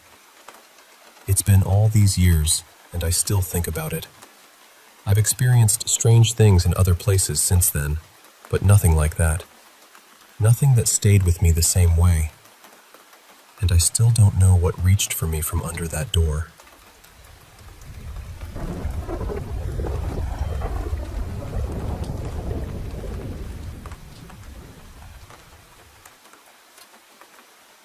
I don't really like calling myself spiritual. I'm not even sure that's the right word for it. But I've always felt like my mind works in a way I don't fully understand. For most of my life, I've had dreams that feel different from ordinary dreams. They're usually about people or animals close to me, and they tend to happen anywhere from a week to a month before an illness, a death, or some kind of major event. The strange part is that they're often symbolic at first. I wake up confused, feeling like the dream meant something, but I don't understand it until later. Then, when something happens, the details suddenly line up in a way that leaves me cold. One of the first dreams like this was about my pet rat, Mango. About a month before he died, I kept dreaming that he was slowly sinking into the earth, like he was decomposing into the ground. In the dream, the bones of his little head were covered in flowers. I woke up with this awful feeling that something was wrong inside his head. A month later, he was diagnosed with a brain tumor. Eventually, he passed away. Then there was my rat, Marble. Around 8 weeks before he died, I dreamed that he was dying in my arms. In the dream, there was an arrow through his right eye, and the eye looked injured and ulcerated.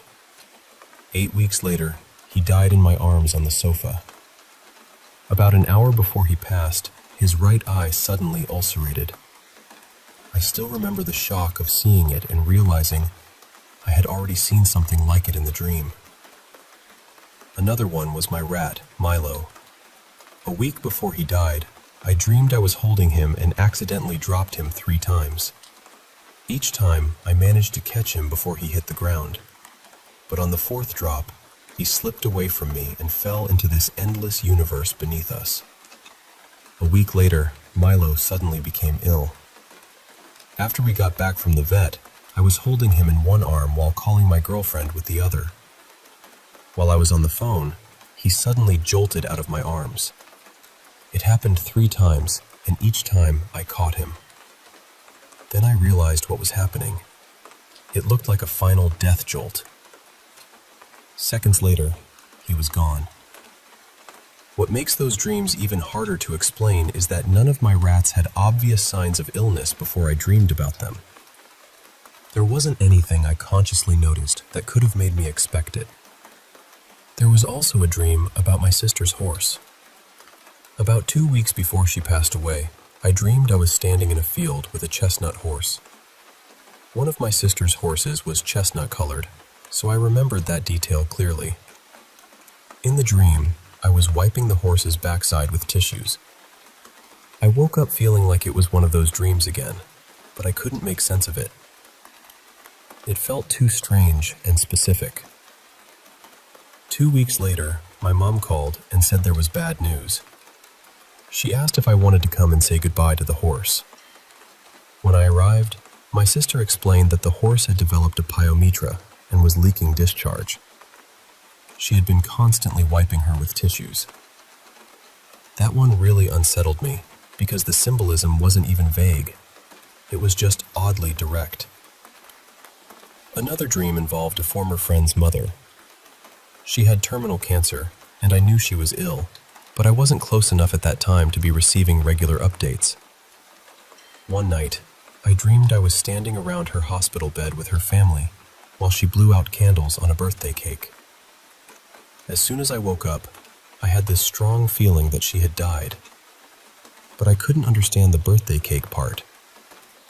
That morning, I messaged my friend and asked if her mom was okay. She replied that her mother was still alive, but she had been admitted to a hospice the night before. A few days later, she passed away. Afterwards, I found out her birthday had been 2 days after her death, and her family had celebrated it early at her bedside while she was still alive. It was exactly the scene I had seen in my dream. Those are just some of the bigger examples. I've also had smaller dreams that later came true. Little conversations, unexpected gifts, shops I end up visiting, random moments that seem completely ordinary, except I remember dreaming them before they happened. But there's one experience that affected me more than any dream ever has. I've never really shared it publicly because I know a lot of people probably wouldn't believe it. And honestly, I still don't fully know what I believe about it myself. When I was 15, I became really close with a girl from school.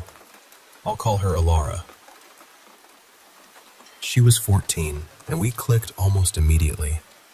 Within a week of becoming friends, we ended up skipping school together for most of the week and spending our days driving around with an older friend who had a car. One evening, we went to a charity shop and bought each other kites because we planned to fly them on the beach the next day. After that, we drove around for a while until both of us realized we needed the toilet. Our friend dropped us off along the promenade. On one side was the beach and the walkway, and on the other were houses, pubs, and little shops. As we walked along the seafront, we were both staring up at the sky because it was honestly beautiful that night.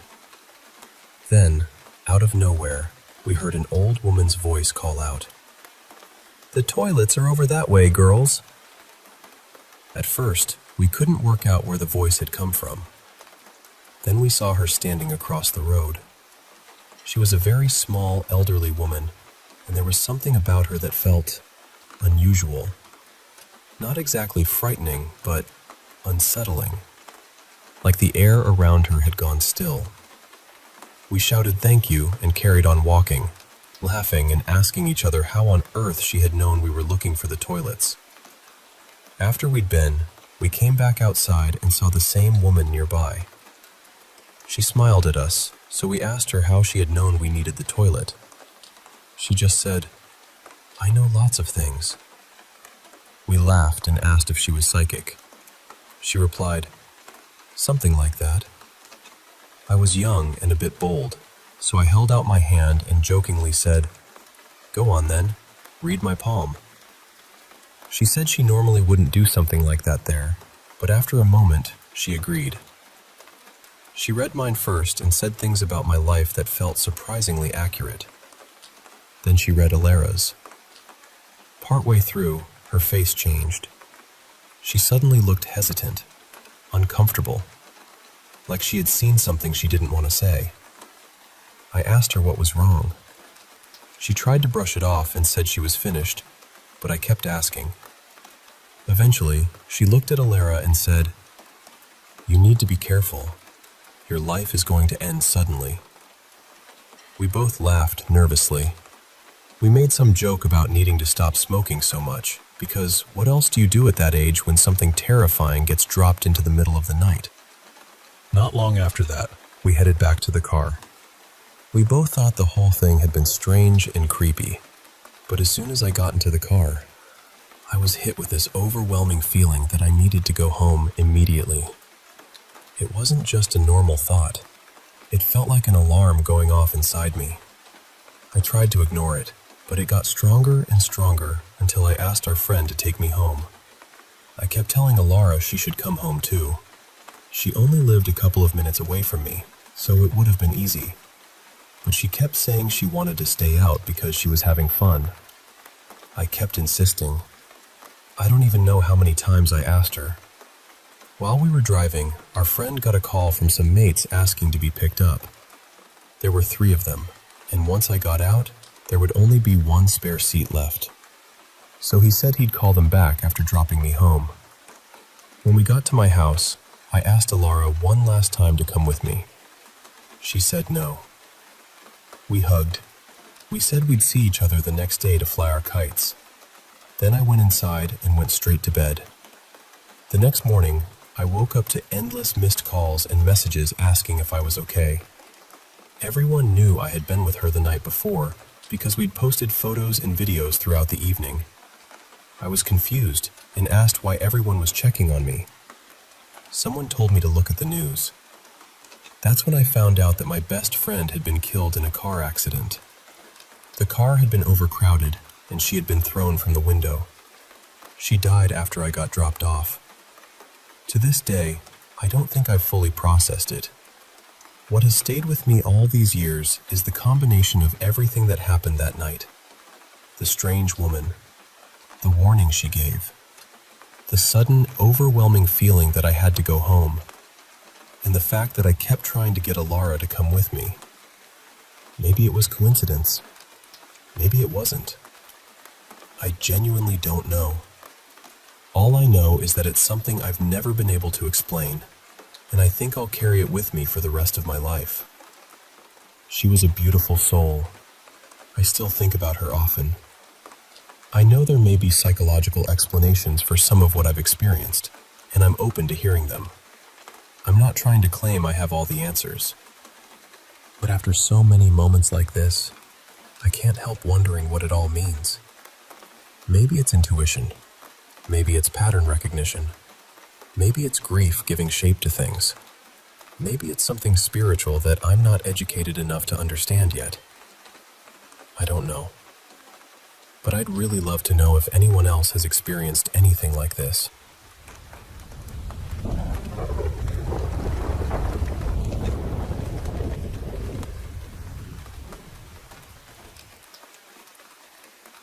So, something happened to me last night that I honestly still don't know how to explain. I've been sitting with it all day, trying to decide whether I should even talk about it. But I think I just need to say it out loud somewhere. Maybe someone else has experienced something like this. Maybe I just need to get it out of my head. I've always been sensitive to things I can't really explain. Spirits, energies, entities, whatever word makes the most sense to you. It started when I was little, and over time I learned to push it down because paying attention to it never seemed to help. When I met my husband, I found out he had his own experiences too. His were much scarier when he was young. Sleep paralysis, horrible night terrors, waking up afraid and not knowing why. He has always told me not to open myself up to that side of things. He believes acknowledging it gives it more room to come closer. Lately, though, his nightmares have started coming back. Some nights, he'll move around violently in his sleep. He doesn't hit me on purpose or anything like that, but he'll thrash, twist, sit up suddenly, and seem completely unlike himself. And because he's a big, strong man, it can be really frightening. The strangest part is that whenever it happens, I get this awful feeling that it isn't really about him. It feels like something is aiming for me through him. Like he's asleep, unaware, and something else is pressing through that moment just enough to scare me. Whenever I turn on the light and wake him, he's confused. He never remembers anything. He'll look at me like he has no idea why I'm shaken. But last night was different. He sat up suddenly and turned toward me with this intense, angry energy. I can't even describe it properly. It didn't feel like him. I got out of bed right away and started speaking softly, trying to calm him down. I gave him some water, kept my voice gentle, and after a little while, he settled. I went into the bathroom for a minute because I needed to breathe. My hands were shaking. By the time I came back, he was completely asleep again, peaceful like nothing had happened. And I was angry. Not at him, never at him. I was angry that he was suffering like this. Angry that our nights kept being invaded by something I couldn't see, but could absolutely feel. So I did something I've never done before. I stopped shutting that part of myself down. I lay there and decided I was going to look for whatever was hanging around us. It felt like I drifted off, but not into normal sleep. It was more like I slipped into another layer of the room, or another layer of myself. I remember searching through dark little spaces, opening doors, pulling out drawers, checking corners, trying to find where this thing was hiding. Then I opened something. I don't know what it was exactly. A cabinet, maybe. A narrow door. And the second I did, I felt it. I didn't see anything. I never really see things clearly. I sense them. But behind that door, there was a wall with writing on it. I can't remember the words now, but in that moment, I knew what it meant. I had found it. And I said out loud, "Got you." The second I said that, I snapped awake. Not gently, not like waking up from a dream. I was jolted awake by the feeling that someone was standing right behind me. Then I heard it, a sharp, furious breath, like someone exhaling right into the room, angry that they'd been caught. The presence behind me felt so aggressive that my whole body froze. I was terrified. I mean, truly terrified. But somehow I turned around anyway and told it to get out. I told it it wasn't welcome here. I told it I wasn't afraid, even though I absolutely was. And then it was gone. Just like that, the heaviness lifted. But the rest of the night was awful. I had nightmare after nightmare, all of them built out of my worst fears. It felt targeted, like something was trying to punish me for looking. I don't know what I expected when I went searching. I don't know why I thought I could handle it. I just wanted to protect my husband. I wanted it to stop. Now I'm not sure I should have opened that door at all. I guess I'm sharing this because I don't want to feel alone with it. Has anyone else ever gone looking for something like this and actually found it?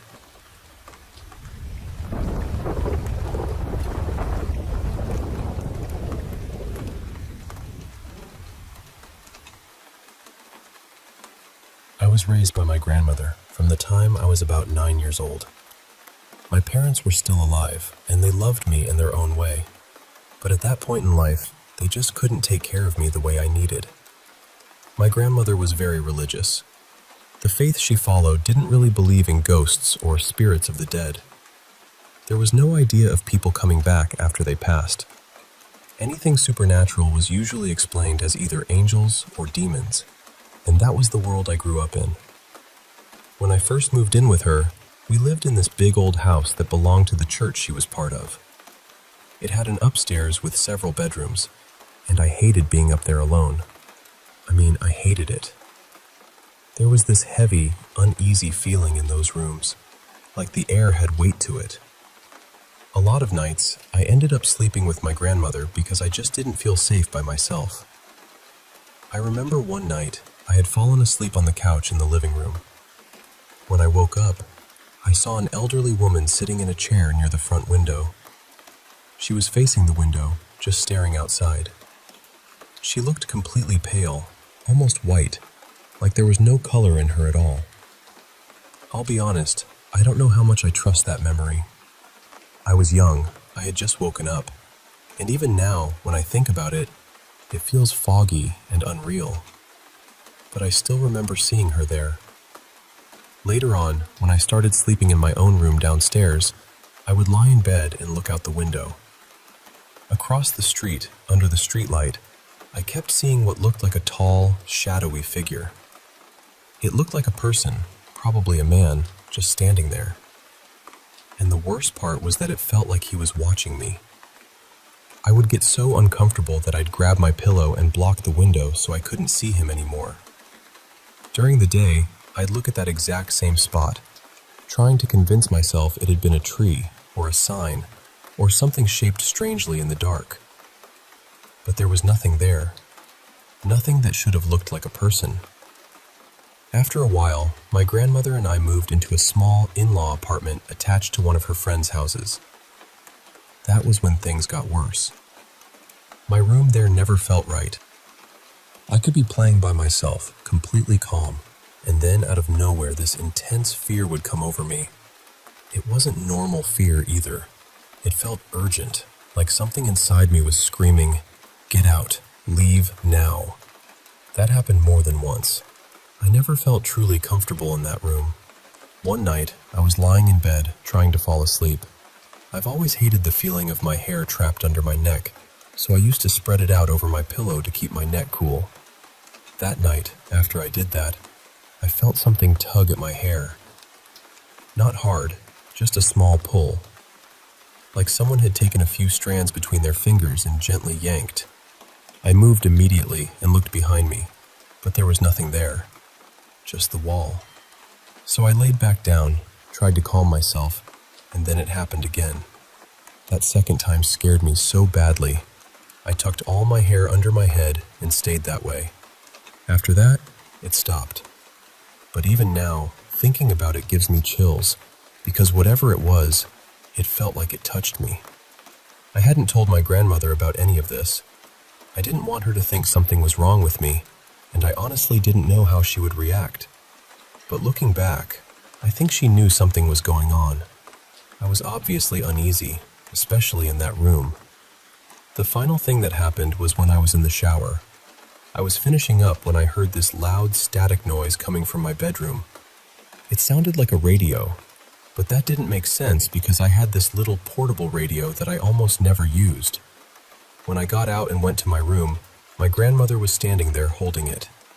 The radio was on full volume, blasting static. She turned it off, looked at me, and didn't say much. Then she went into her room and came back with her mother's Bible. She opened it to a passage, placed it on my nightstand, and left it there. After that, the worst of it stopped.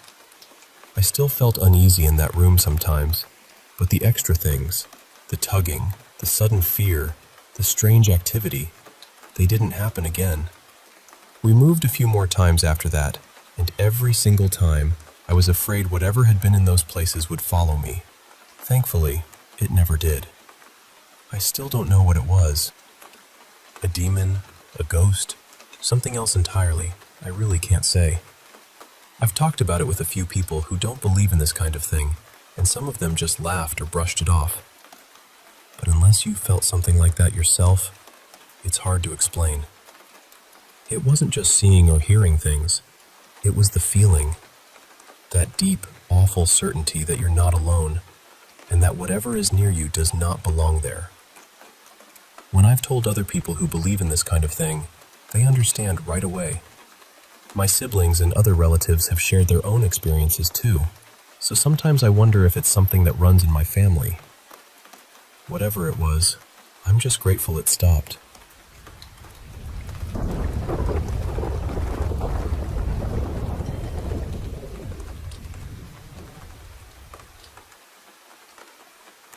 I used to avoid talking about the strange things that happened to me when I was younger.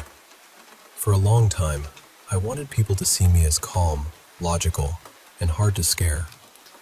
But honestly, when I was a kid, I was nothing like that. I was 14 when this happened. Back then, I didn't really like paranormal stories. I was skeptical about most of them, even though I'd had a few odd experiences before. Nothing too extreme, just little things. A shadow in the corner of my eye. Something shifting when no one was near it. Small things you could almost explain away. But this one night was different. This is the one I've never been able to shake. At the time, I shared a bunk bed with my brother. He slept on the bottom bunk, and I had the top. I never complained about it because my bed was right next to the window, and I liked being able to look outside at night. We had curtains, but I would arrange them so the window frame held them open just enough for me to see out. It was around 10 at night. I was tired, but for some reason, I didn't feel comfortable falling asleep. I just lay there, staring outside, feeling my eyelids get heavier. I could tell I was starting to drift off, so I shifted around to get comfortable, and that woke me up a little more.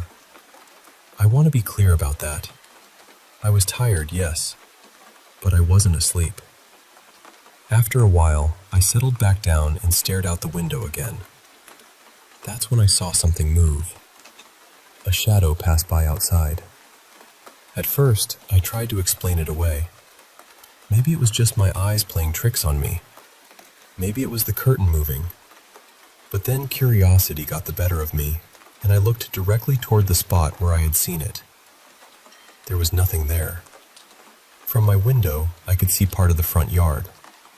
There was a small path that led along the side of the house toward the backyard. We had a gate there because our dogs stayed out back, and we didn't want them getting around to the front.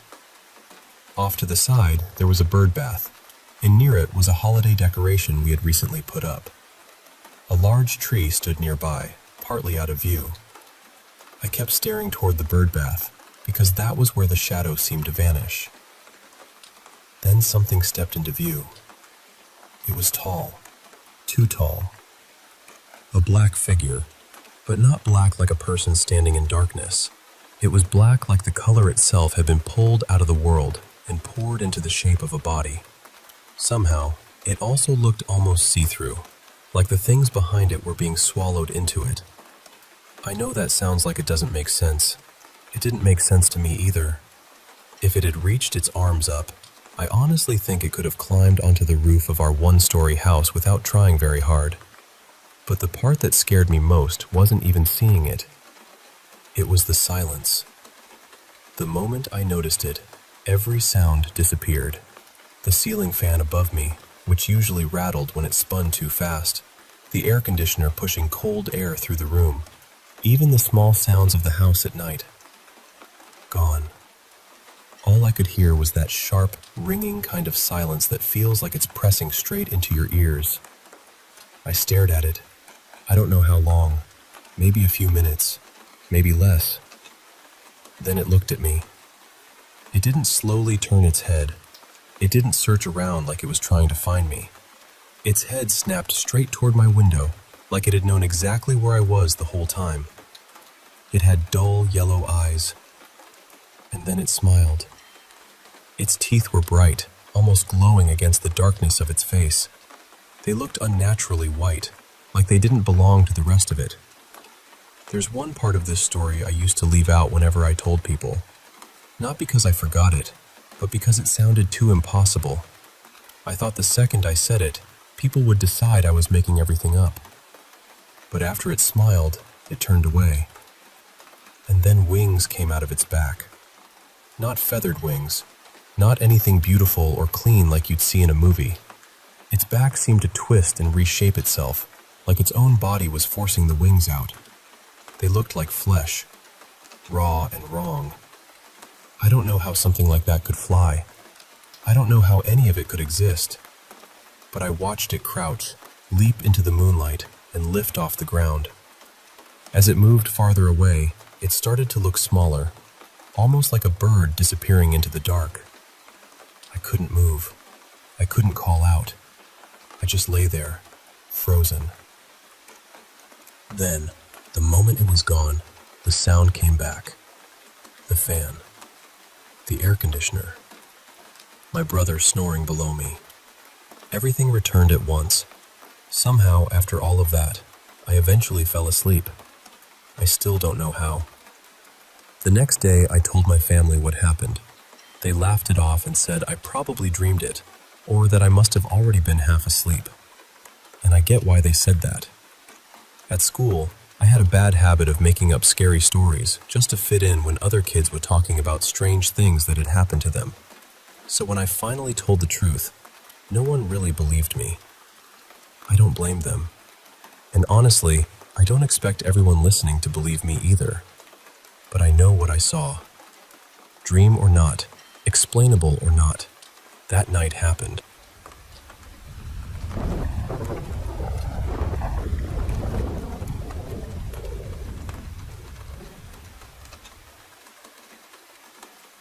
I was spending the night at my friend's apartment, in this old complex our families had both lived in at one point.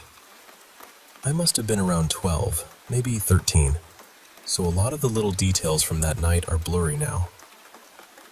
But the experience itself, that part stayed sharp. Too sharp, honestly. I remember lying down on the couch in the living room and closing my eyes, and it felt like only a second passed before my eyes opened again. At first, everything looked normal. Same couch, same room, same quiet apartment. But somehow I could see everything clearly, even though it had already been dark when I fell asleep. The whole room had this strange gray cast over it, almost like all the color had been drained out of the world. I tried to sit up, and that's when I realized something was wrong. I couldn't move. Not my arms, not my legs, not even my shoulders. The only thing I could move was my head, just enough to turn and look around. I started to panic and tried calling out for help, but even though it felt like I was yelling with everything I had, no sound came out. Then I noticed movement near the hallway.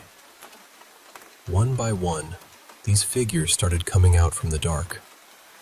They were wearing long robes, and every single one of them had a mask on. Some of the masks looked like animals. Some looked almost angelic or demonic. A few were completely plain, just blank faces staring out from under the hoods. And the masks were the only things in the room that had any color. I wish I could remember what those colors were, but I can't. I only remember how wrong it felt. In that gray, silent room, those colored masks were somehow the most terrifying part. They moved slowly around the back of the couch, slipping out of my sight, and then they circled around until I could feel them surrounding me. One of them reached into a small pouch inside his robe, took out a pinch of powder, and sprinkled it over my forehead.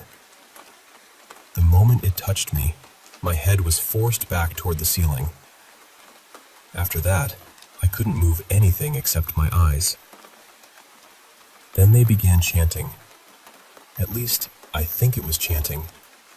I couldn't actually hear the words. There was no real sound, not in the normal way, but I could feel it. The vibration moved through my chest, my ribs, my whole body, like their voices were passing through me instead of around me. They kept going like that for a while, gathered around me, performing whatever that was. And then, eventually, it would stop. They would shuffle back down the hallway, one after another, and I would just drift back into sleep. The strangest part is that it didn't only happen that one time. It happened again in other places too. Different homes, different towns, even different parts of the state. Over the next few years, those visits kept happening, and for a while, I just accepted it as something that came with my life, as strange as that sounds. Then, one day, it stopped. I've never really understood what happened to me. I've never been able to explain who those figures were, what they wanted, or what they thought they were doing. But those encounters are the reason I first started believing there might be more to this world than we can see. And even now, after all these years, I still wonder what they did to me.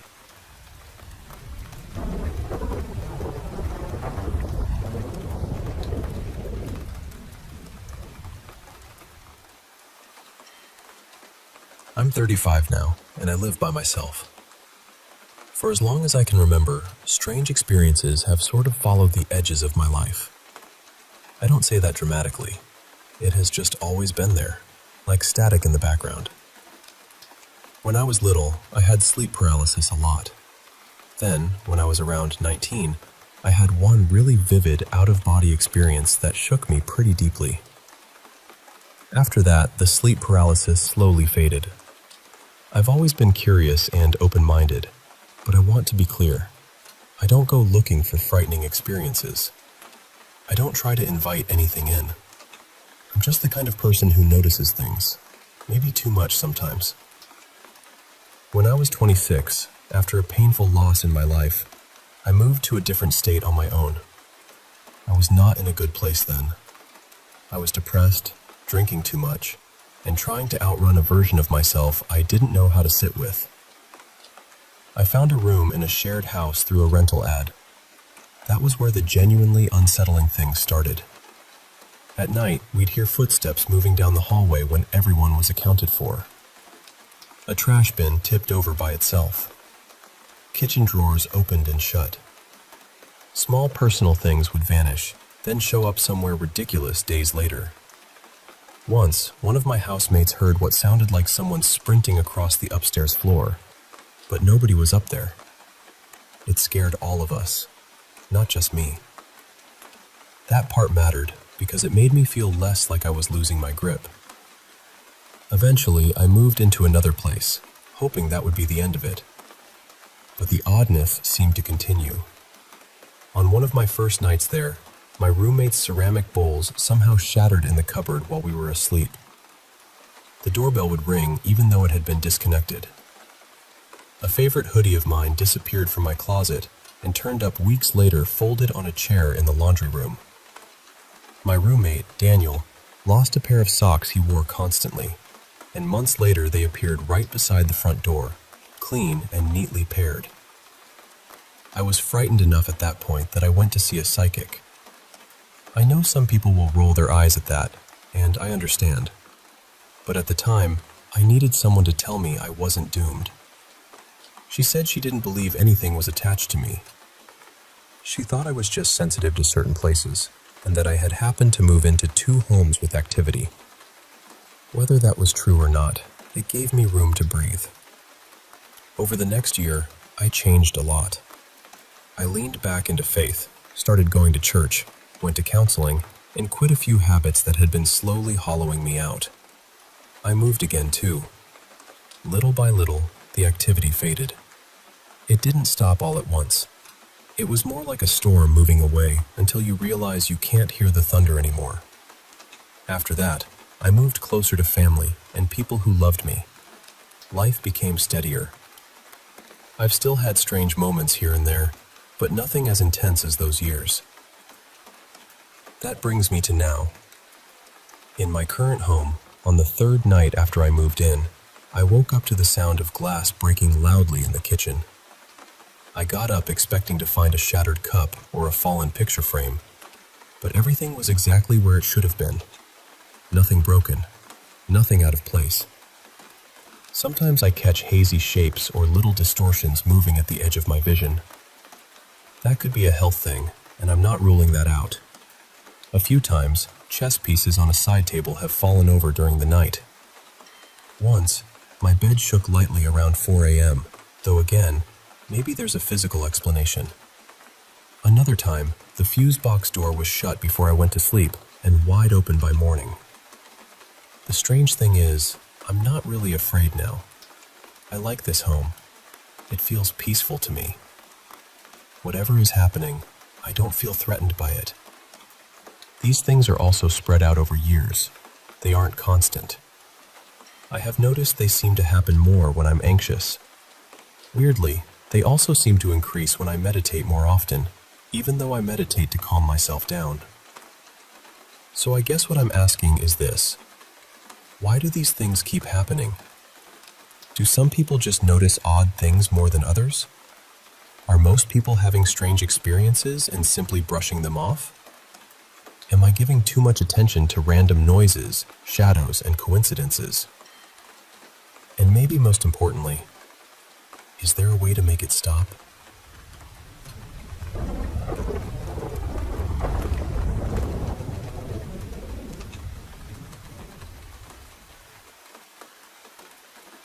I live up in northern Minnesota, pretty far out from everything. Not completely off the map, but close enough that we don't have neighbors nearby, and most of what surrounds the house is just woods. Thick woods, too. The kind where, once the sun goes down, everything past the tree line turns into one dark wall. I've lived out here most of my life, so I'm used to hearing animals at night. Deer moving through brush, foxes, owls, branches snapping in the cold. After a while, you learn what belongs out there. But lately, I've been hearing something that doesn't sound like an animal. It walks like a person. And I know that might sound strange, but you can tell. There's a difference between something moving on 4 legs and something moving on 2. This thing, or whoever it is definitely on 2 feet. And 3 different times now, it's been close enough to the house that I felt like it was right there, just watching. The first time wasn't even the worst. It was around 1 in the morning, and I was outside with a couple friends, just talking and messing around. Nothing serious. Then we heard footsteps in the woods. Not running, not crashing around like an animal. Walking. Slow, steady steps. We all stopped talking at the same time. I called out something like, "Hey, who's there?" But nobody answered. The footsteps just kept moving, deeper into the woods, at the same calm pace. That alone was creepy, because honestly, who would be walking around my property at 1 in the morning? The woods here are dense and dark. You don't just wander through them unless you know exactly where you're going. The second time was when it got a lot harder to explain. My friend Evan and I were sitting out in my shed one evening. We'd smoked a little, but I want to be clear, weed doesn't make 2 people hear the same loud, physical noise at the same time. We were laughing about something dumb, I don't even remember what, when suddenly there was this heavy thud on the roof. We both went quiet instantly. Then it happened again. Thud. Then again. Thud. And then we realized it sounded like footsteps, but not normal footsteps. Each step had this dragging sound behind it, like whatever was up there was pulling something heavy after every stomp. It went on for maybe 6 or 7 steps across the roof, this awful stomp, drag sound. Then it stopped. Evan and I just sat there frozen. I remember letting out this nervous little laugh, not because it was funny, but because my brain had no idea what else to do with the fear. Eventually, we got enough courage to run outside and look. It had only just gotten dark, so there was still a little bit of light left. We checked the roof as best as we could from the ground. Nothing. No animal, no branch, no marks, nothing that made sense. The third time, I was alone. It was around 11 at night, and I was home by myself. I was inside my room, and I opened the first floor window that leads out to this small brick patio beside the house. I was about to smoke a little when I heard shuffling in the grass outside. It was pitch black out there. The second I heard it, my whole body tensed up. I don't know why, but something in me said, "Turn off the light and move away from the window." So I did. I switched off the lamp and backed up toward the door. Then the sound moved from the grass onto the patio, and I swear it sounded exactly like dress shoes. That sharp little click against brick. Almost like dress shoes or even heels, slow and deliberate. Click. Click. Click. The steps came closer and closer to my open window. I stood there completely still, just waiting for someone's face to appear. I was sure some creep was about to lean in and look straight at me. But nothing happened. The clicking stopped right outside the window. For maybe 15 seconds, there was only silence. I didn't move. I barely breathed. I just stood by the door, ready to bolt if something came in. Then I heard the shoes turn around. Slowly, they clicked back across the patio, into the grass, and away from the house. And the direction they went? Straight back toward the woods.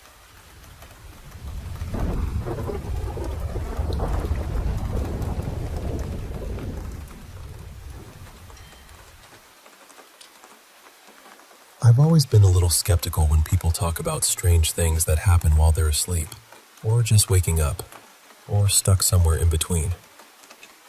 Not because I don't believe them exactly. It's just that I've had my own experiences like that, and even now, I honestly don't know what was real and what my mind might have been doing. The first one happened when I was really young. I couldn't have been older than 5. I think it was around the time my grandmother passed away, though I'm not completely sure because I was so little. I remember waking up because I felt a hand resting on my forehead. And it wasn't scary at first. That's the strange part. It felt calm, gentle, almost comforting, like whoever it was meant no harm at all. But when I opened my eyes, there was no one there. I think I was scared after that, or at least confused. I still don't really understand how I remember it so clearly, but I do. That feeling stayed with me. There were other things in that same house too. One night, when I was older, I was lying in a different room, not quite asleep yet. It was dark, and everyone else seemed to have already gone to bed. My room had this wooden door with slats in it, the kind where you can see through if you look at the right angle. Then I heard a ball bouncing right outside my door. It sounded heavy, not like one of those little rubber balls, more like a basketball hitting the floor. It bounced maybe 8 or 10 times, steady, like someone was actually dribbling it. But I didn't hear footsteps, no voices, no movement at all except that ball. Eventually, I got brave enough to open the door and check. Nothing. No person, no ball, nothing in the hallway. And I don't even think we owned a ball big enough to make that kind of sound. The noise stopped the moment I opened the door, which made it feel even stranger. I've had other experiences in other houses too, mostly hearing things.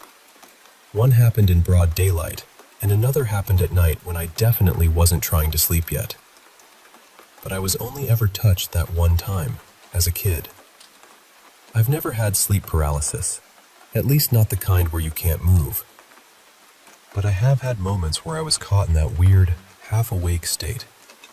I could move around and interact with things, but something about reality felt shifted, like the world had been quietly rewritten while I wasn't looking.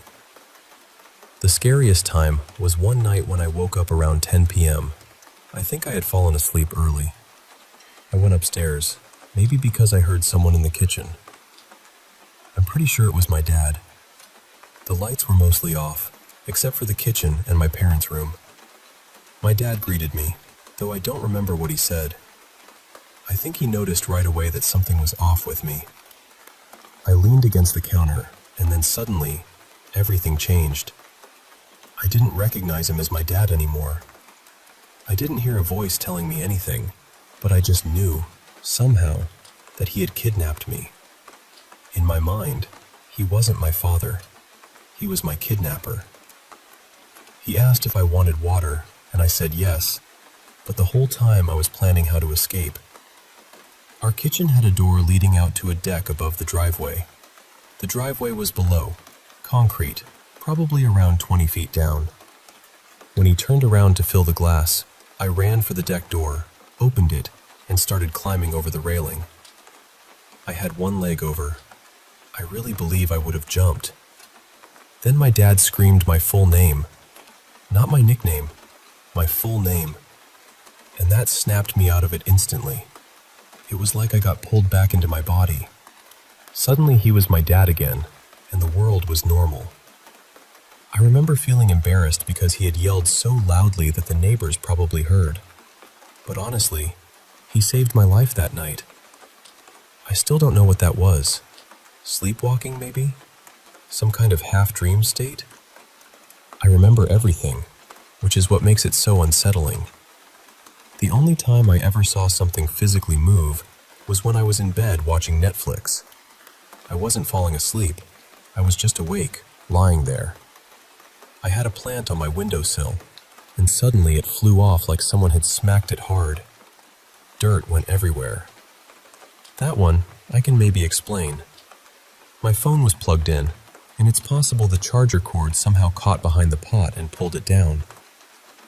But I don't remember moving at all when it happened, so I'm still not completely sure. I also used to see things out of the corner of my eye a lot in that room. And then, around the time I turned 17, it all just stopped. I'm 20 now, and nothing like that has happened in years. Part of me is still skeptical. Part of me thinks there were explanations I just never found. But another part of me remembers that hand on my forehead, that ball outside the door, and my dad screaming my full name before I almost jumped. And I still don't really know what to make of any of it.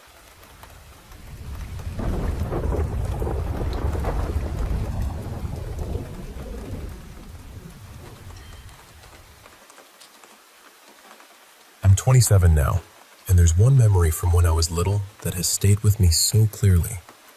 It almost feels like I could step back into it. I must have been around 5 years old. I know I was younger than 6, because this happened before one of the many times we moved. My dad was in the army, so moving was a regular part of life back then. Different houses, different rooms, different schools. But this one room, for some reason, is still sharp in my mind. One night, I woke up in the middle of the night, and I know how that sounds. I know memories from childhood can twist themselves over time. They can soften at the edges or grow strange details they never had. But even now, after all these years, I still have the same feeling about it. I was awake. I wasn't dreaming. My room was completely dark, the kind of dark where everything feels flat and silent. And standing in the middle of the room, facing my bed, was my mother. At least, I thought it was my mother. I sat up, confused, and said, "Mom?"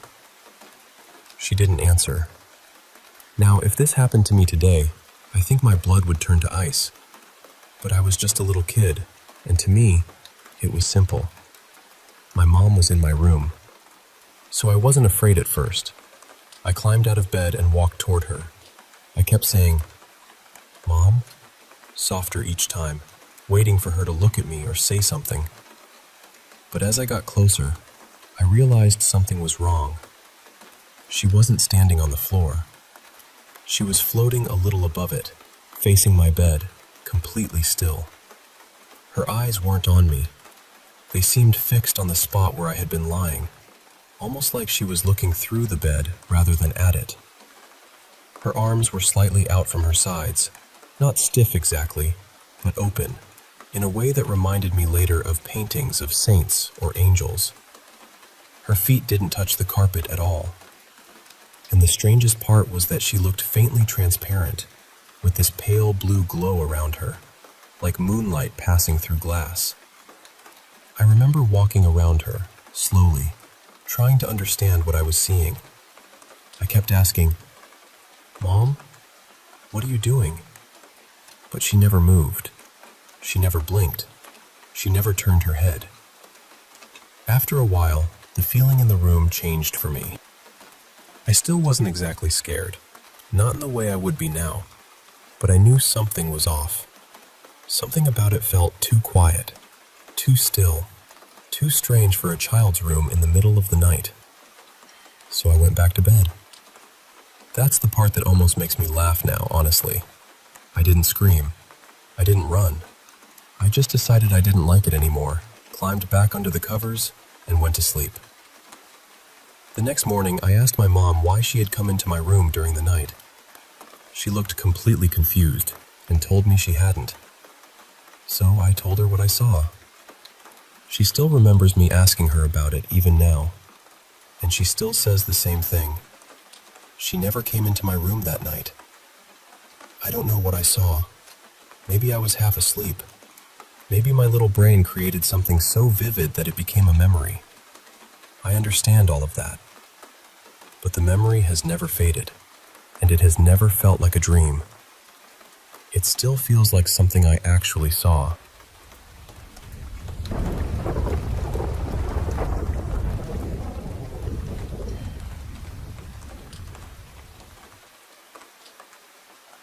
I still think about that old brewery in Salt Lake City.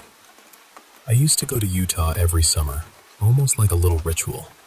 Same mountain air, same bright city streets, same feeling that I'd stepped into a place that knew how to keep its secrets. One year, though, I decided to do something a little different. I'd heard about this aging brick brewery on the edge of town. People said it had been around since the late 1800s, and depending on who you asked, it was either full of history or full of ghosts. Now, I've always loved a good stout, and I've always had a soft spot for strange stories, so honestly, I didn't need much convincing. I went there one evening just before sunset. The place had this warm amber glow inside, all polished wood and old photographs on the walls. But underneath that cozy feeling, there was something heavier in the air, like the building was breathing very slowly. I ordered a dark porter and sat near the back. That's when I heard it. A soft clinking sound from below.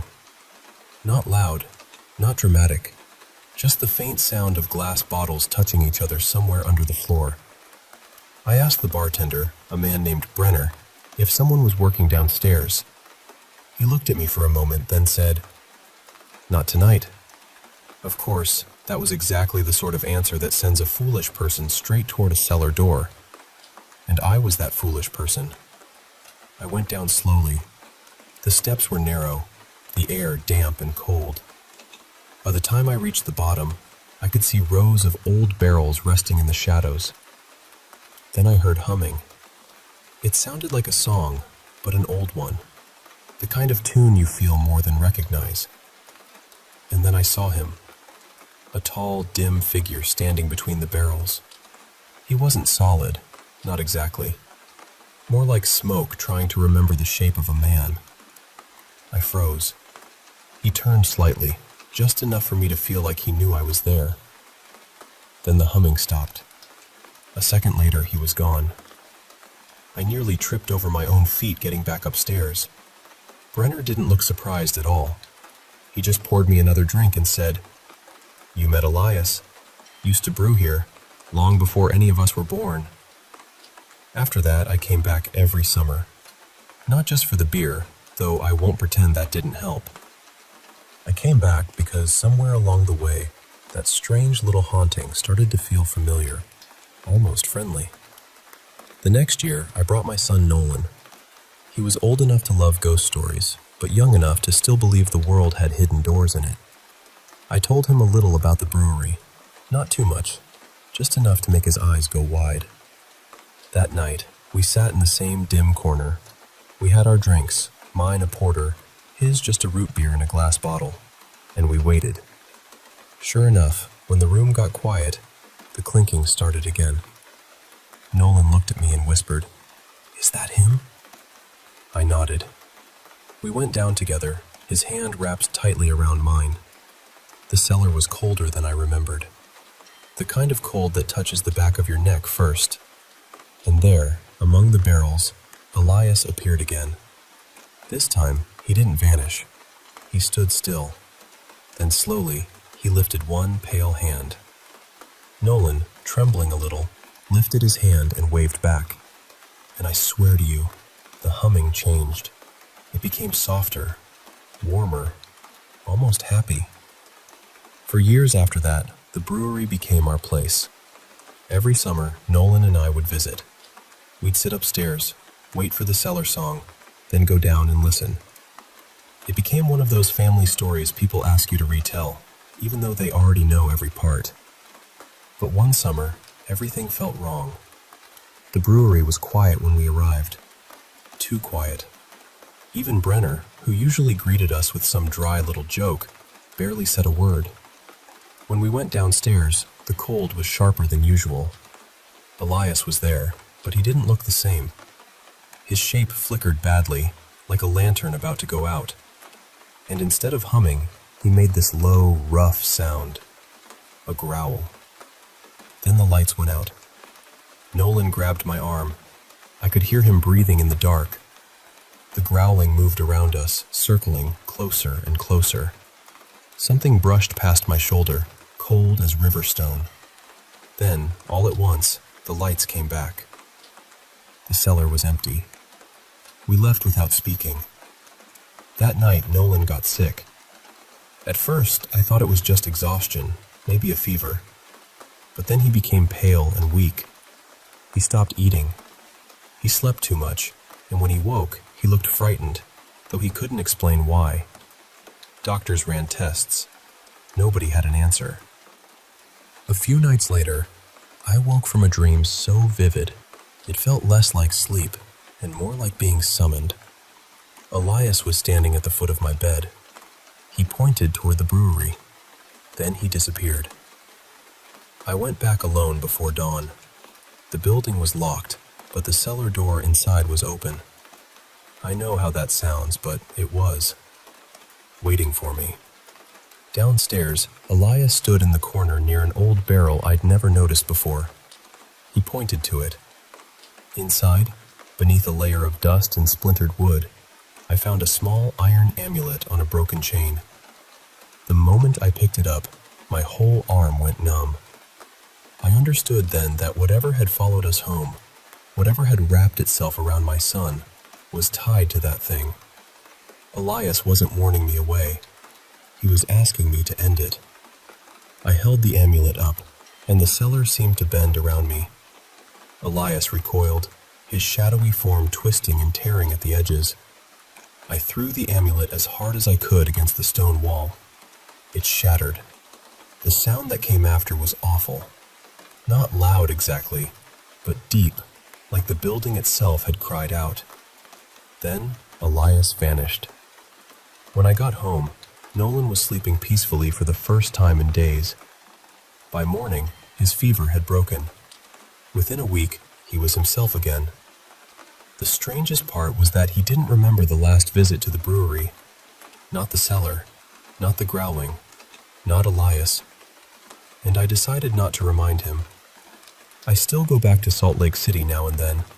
The brewery is quieter these days. Brenner retired. The cellar is closed to visitors. No one hears the clinking bottles anymore, or at least, no one admits they do. But whenever I pass that old place, I feel a cold little tug in the air. Not threatening, not friendly either, just present. And sometimes, if the street is empty and the evening is still, I think I hear the faintest trace of a song rising from below the floorboards. I don't go looking for it anymore. Some doors, once opened, are better left standing quietly in the dark.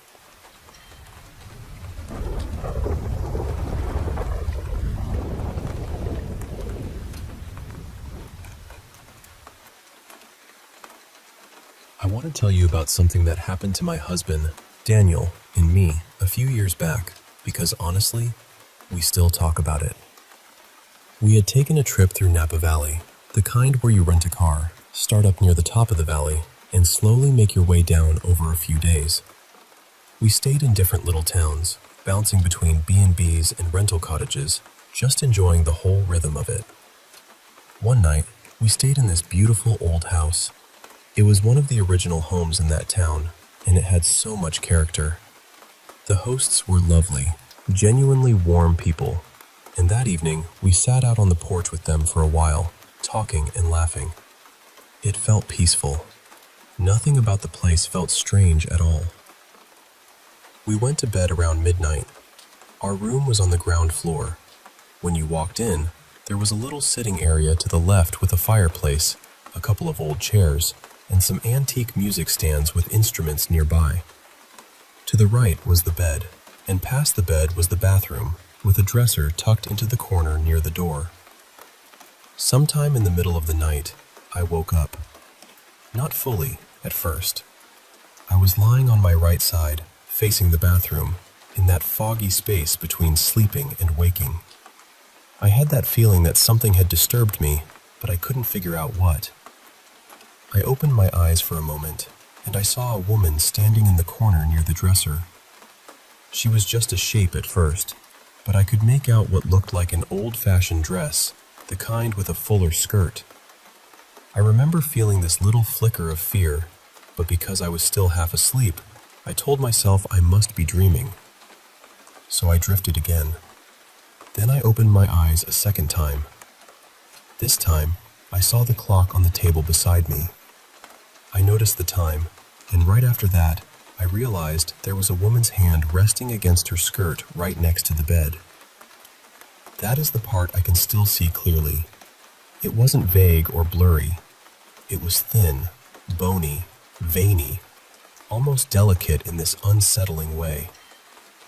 I blinked a few times, trying to understand what I was looking at, and then I snapped fully awake. I scooted hard toward the middle of the bed, my heart just pounding. I lifted my head and looked around the room, but there was nothing there. No woman, no hand, nothing by the dresser.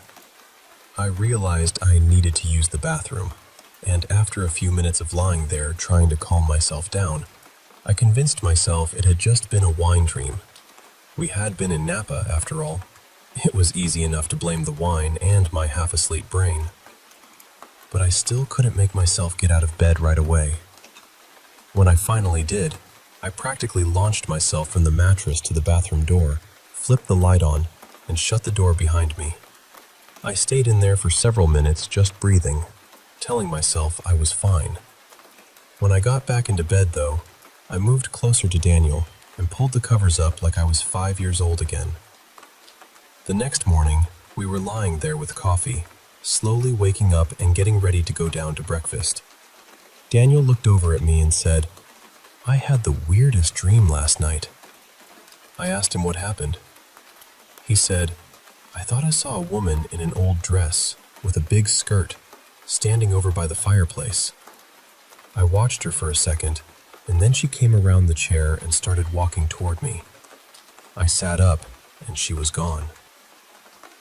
I just stared at him. Then I said, "You are not going to believe what I'm about to tell you." And I told him what I had seen. The thing is, Daniel is not dramatic. Neither of us is. We're both pretty skeptical about ghost stories and things like that. And honestly, the whole thing almost sounds too perfect, too cliché, which is part of what bothers me. I've even wondered whether someone could have somehow gotten into the room. But that doesn't explain how she vanished. Before we left, we asked the owners, gently, if anyone had ever mentioned anything unusual about the house. Any ghost stories, anything like that. They shut it down pretty quickly and said no, but I couldn't let it go. Over the years, I've researched that house more times than I can count. I've looked into the family who built it, old records, old newspaper articles, even paid for archived pieces just trying to find something that might explain what we saw. I know it sounds strange, maybe even silly, but it has stayed with us. We still bring it up now and then, and every time we do, we both get that same chill. Because whatever happened in that room, whether it was a dream, a trick of the mind, or something else entirely, we both saw her.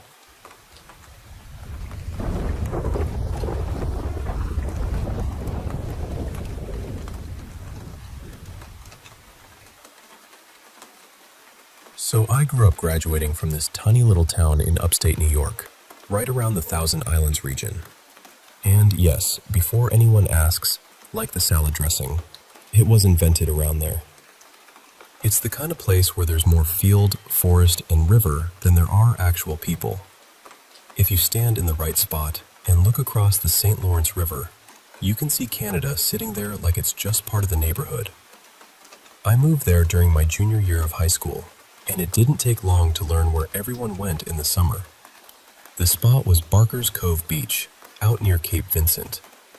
That was where people had bonfires, drank cheap beer, told stories, and generally did the kind of small-town things you do when there isn't much else around. There was this older woman who used to come by and collect all the empty cans after parties. Over the years, she supposedly made enough money from everybody's beer cans to buy herself an old pickup truck. That part was strange enough, honestly. But then there was the other local story. People called it the fox monkey. It was supposed to be some animal that looked kind of like a fox or a wild dog, but moved wrong. People said it could walk on two legs.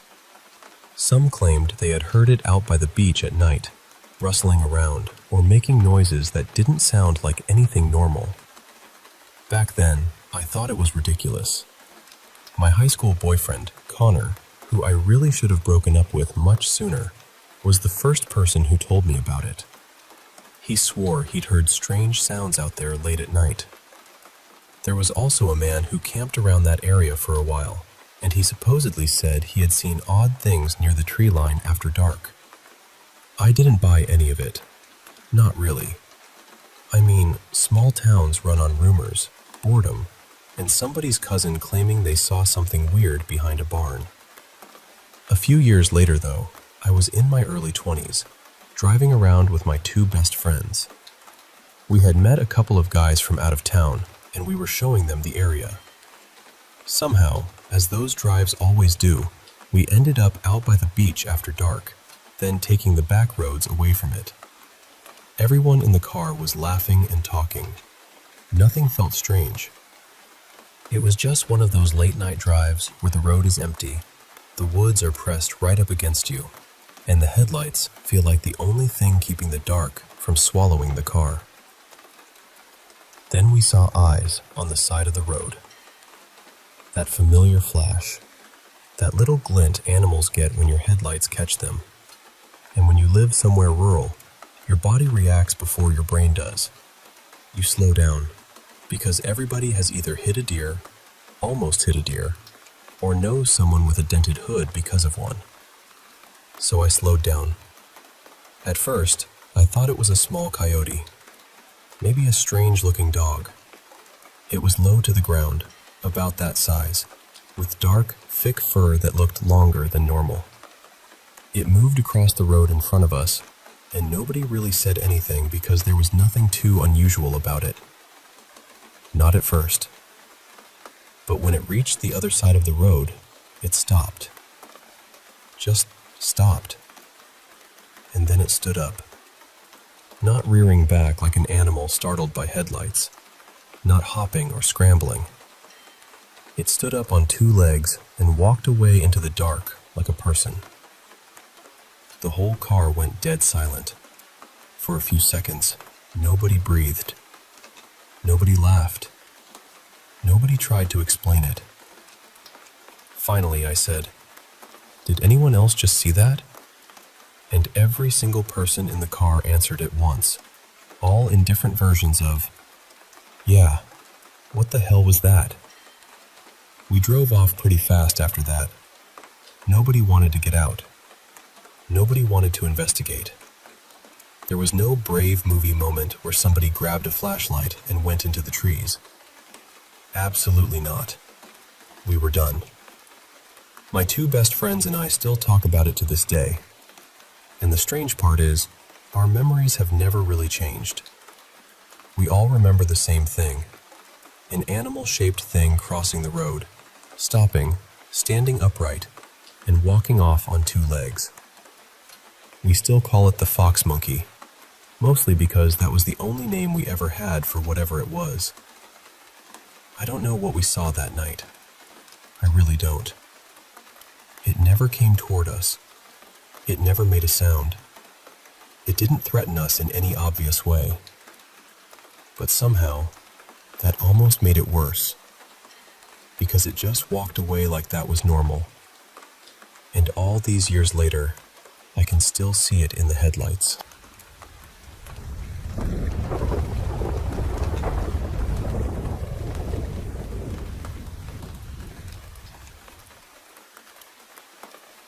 I've carried this story around for a long time, and I don't think I've ever really known how to tell it.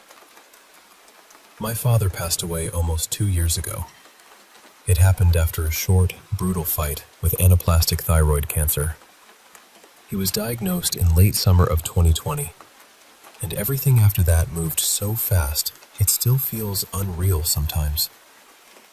At the time, I was working in virology at a major research institute that studied coronaviruses.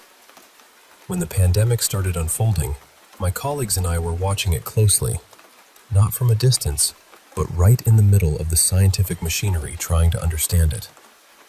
Our lab was analyzing early viral sequences and studying how the virus behaved, how it spread, and how it could jump between species. I only mention that because my father still thought he knew better than I did. Back in January and February of 2020, before everything shut down, I went to visit my family.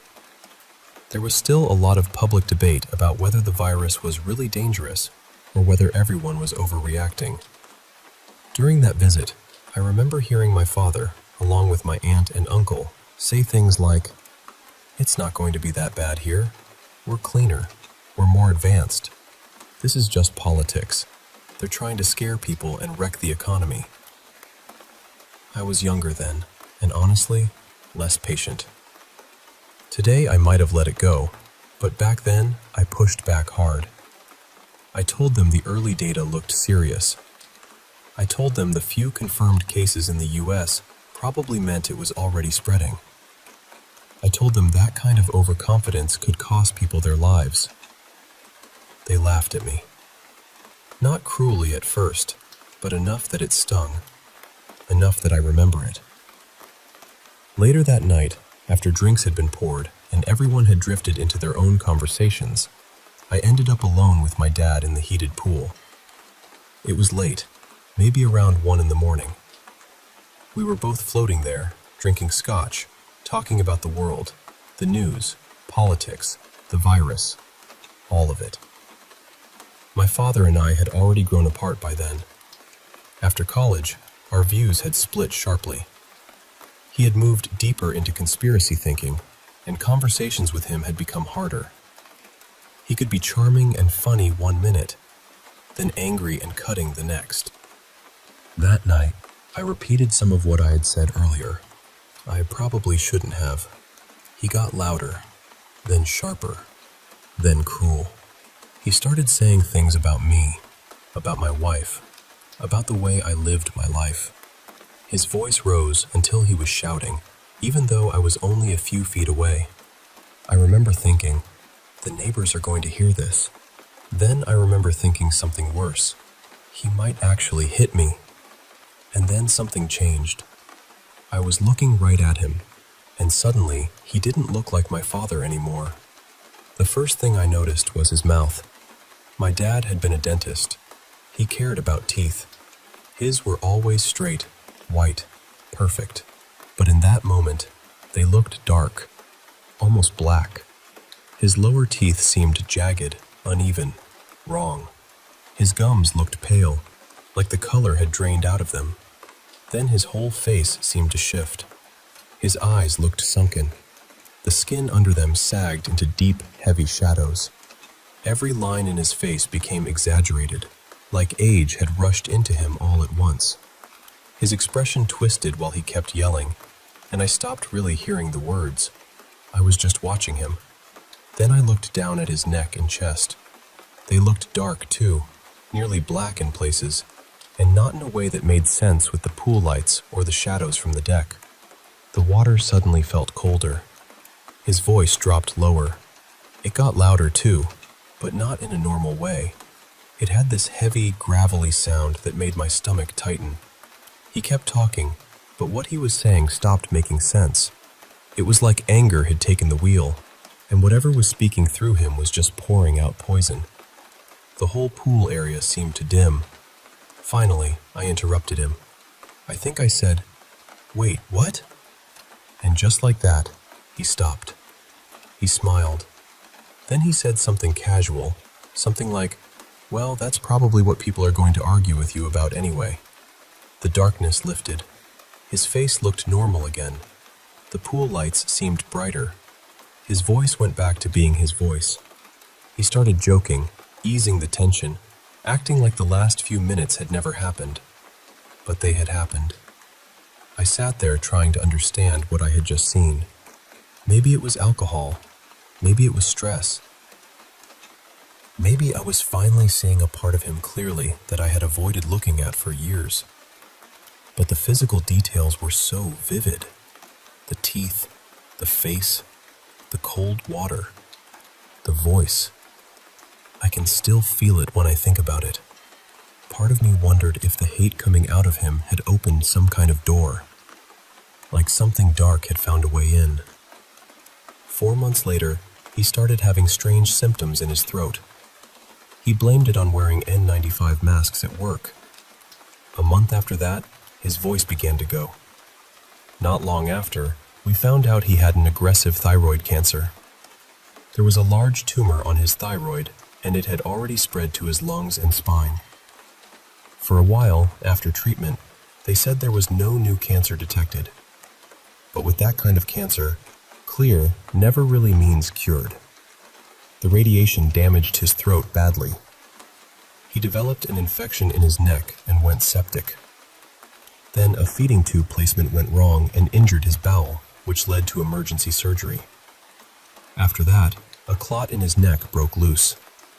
He had a massive stroke and couldn't breathe on his own. Less than 2 years after that night in the pool, my father was gone. I don't know what I believe. I'm a scientist. I don't naturally reach for supernatural explanations. But I also know what I saw, and I know how it felt. There was one other time when I heard that same voice. It was after his diagnosis, before chemo and radiation. He was at home, talking with family, reflecting on his life. He was saying he was proud of what he had accomplished. Then, out of nowhere, he turned to me, and in that same deep, rough voice from the pool, he said, "And screw you for thinking I don't deserve everything I earned." Everyone froze. No one knew where it came from. I got up and left the room. The next day, he apologized. He said he didn't remember saying it. He said he didn't believe it. Then he started crying, and for the first time in a long time, he looked scared. Not angry, not proud, just scared. And I believed him, because I don't think that was really my dad speaking.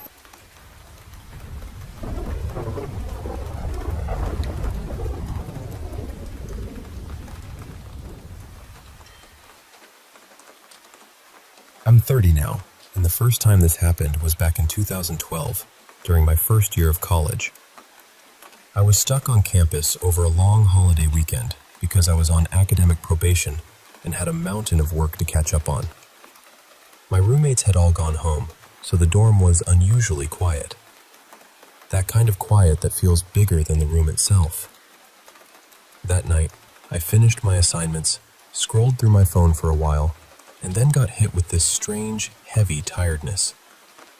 It was only around 8:30, but I fell asleep with the lights still on. Maybe 20 or 30 minutes later, I snapped awake. I don't know how else to describe it, but I knew I wasn't alone.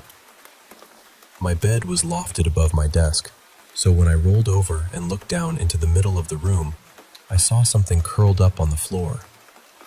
At first, my brain refused to accept it. I blinked, rubbed my eyes, and kept telling myself, "Wake up, wake up." But I was awake. There was a figure down there, curled into itself like a person in the fetal position.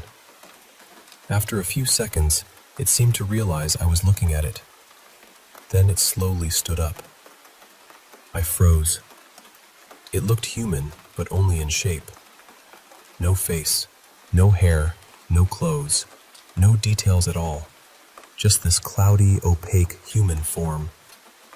I couldn't tell if it was male or female.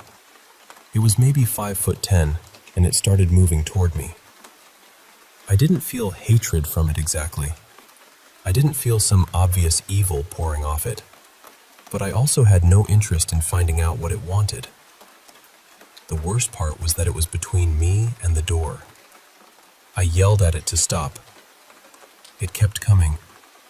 When it was only a few feet from me, something in my body finally kicked in. I jumped down from the loft, hit the floor hard, and ran past it as fast as I could. It didn't grab me. It didn't block me. It just let me go. I ended up in the hallway, shaking, breathing like I'd just run for my life, because honestly, that's what it felt like. The dorm was mostly empty because of the weekend, but eventually I found a friend still hanging around down the hall. I didn't tell him what had happened. I didn't tell anyone. I didn't want to sound unstable or dramatic, so I convinced myself I was exhausted and stressed. A few hours later, I forced myself to go back to my room. Nothing was there. Still, I kept every light on and stayed awake the rest of the night. The next year, in 2013, my roommates and I had moved into a different dorm room. For a while, nothing happened, and I started to believe the first incident had been some weird one-time thing. Then, late in the fall, it happened again. This time, all three of us were in the room.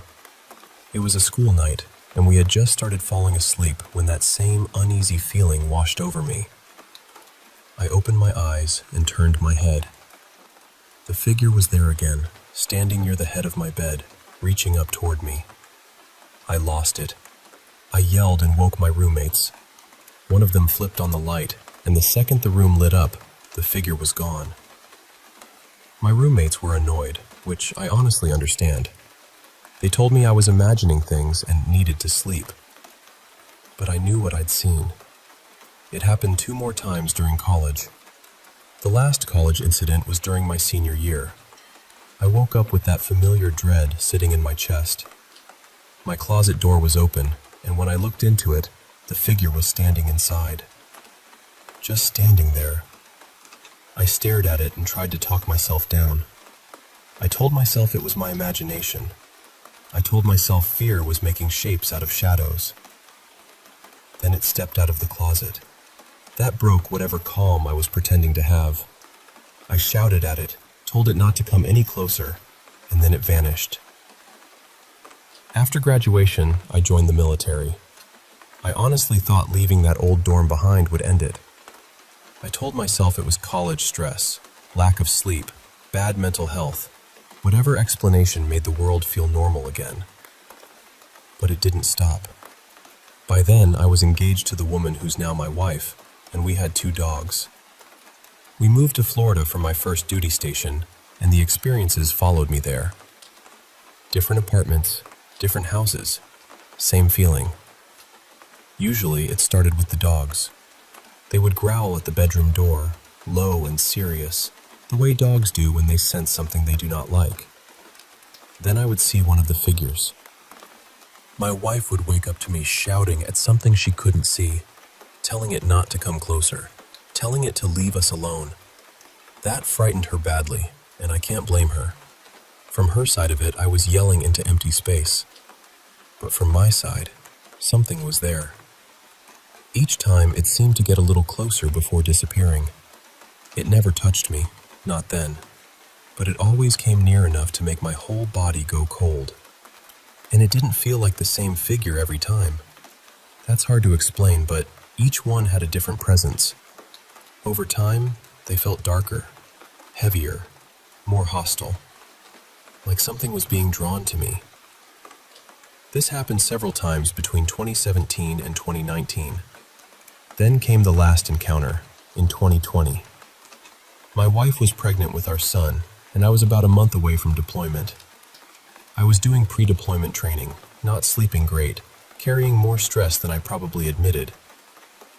That night, I fell asleep beside my wife and had only been out for maybe an hour when I woke up because I couldn't breathe.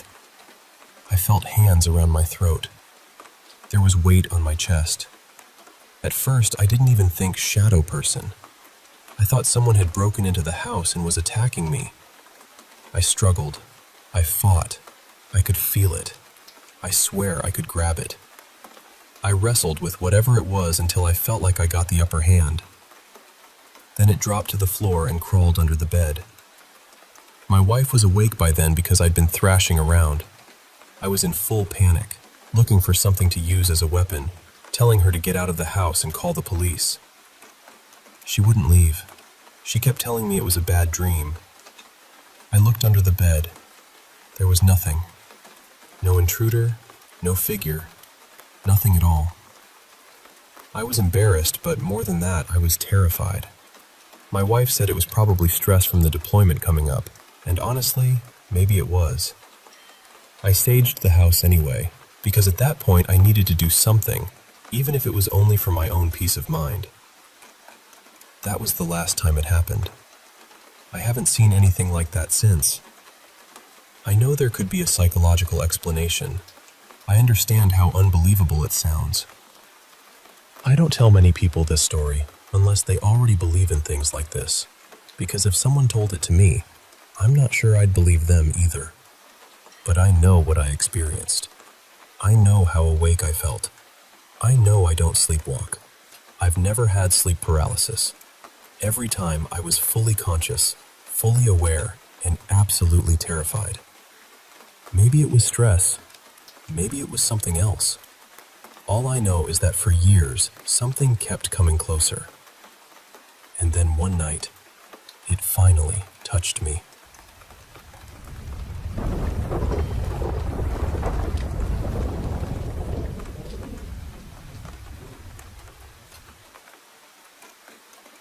I was still small enough to be sleeping in a cot back then.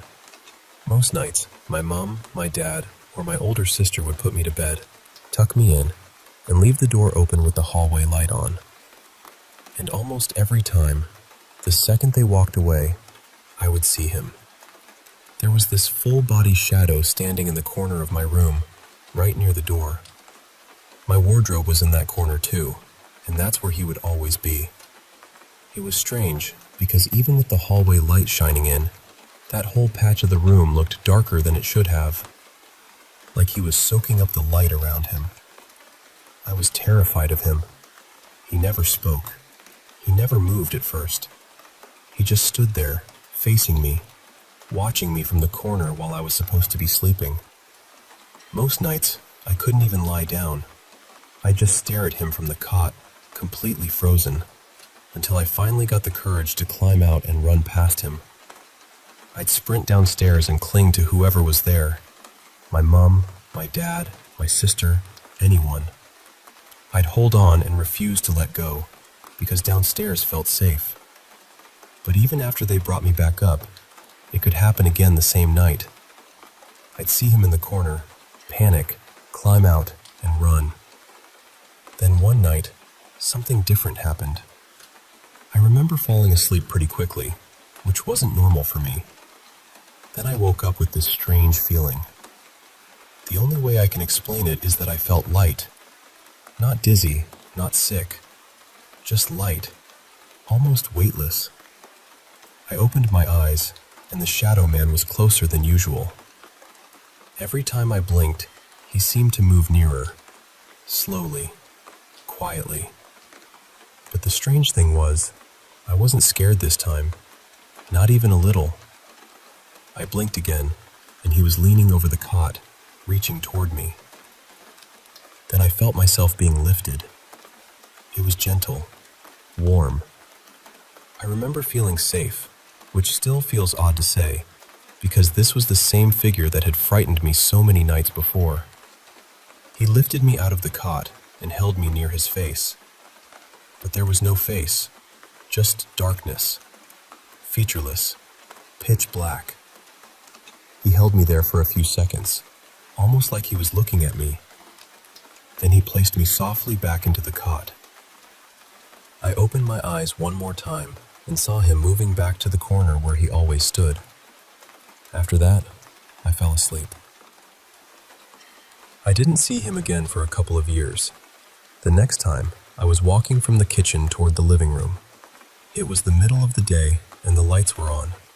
My mom was behind me in the kitchen, washing dishes. That's when I saw him come down the stairs. He didn't move like a normal person exactly. He sort of glided, but I could still hear the sound of footsteps as he came down. I watched him walk straight into the front room, full body, clear as anything. At first, I thought it must have been my dad. So I went through the back room, which connected to the front room, expecting to find him sitting on the settee watching television. But both rooms were empty. I went back into the kitchen, confused, and asked my mom where Dad was. She told me he was at work. So I asked her, "Then who just came down the stairs and went into the front room?" She turned around and asked me what I meant. I told her exactly what I'd seen. The man coming down the stairs, the footsteps, the way he went into the front room. She looked confused too, but neither of us really knew what to say, so we just let it go. A little while later, when I was maybe 7 or 8, I finally asked her about it properly. I told her everything from the beginning. I told her about the man in the corner, how he used to stand near my wardrobe, how I would run downstairs because I was so frightened, how one night he lifted me out of the cot and put me back gently. My mom asked me to describe him, so I did. I told her he wore a black leather jacket with a pale shirt underneath. He had blue jeans, black boots, and dark hair. I told her I could never really see his face, but somehow I felt like he was older, maybe in his 40s or 50s. I don't know how I knew the colors of his clothes. He had always looked like a shadow to me, but somehow I knew. When I finished describing him, my mom went very quiet. Then she looked me right in the eyes and said, completely serious, "You've just described my dad." Her father had passed away not long before all of that started.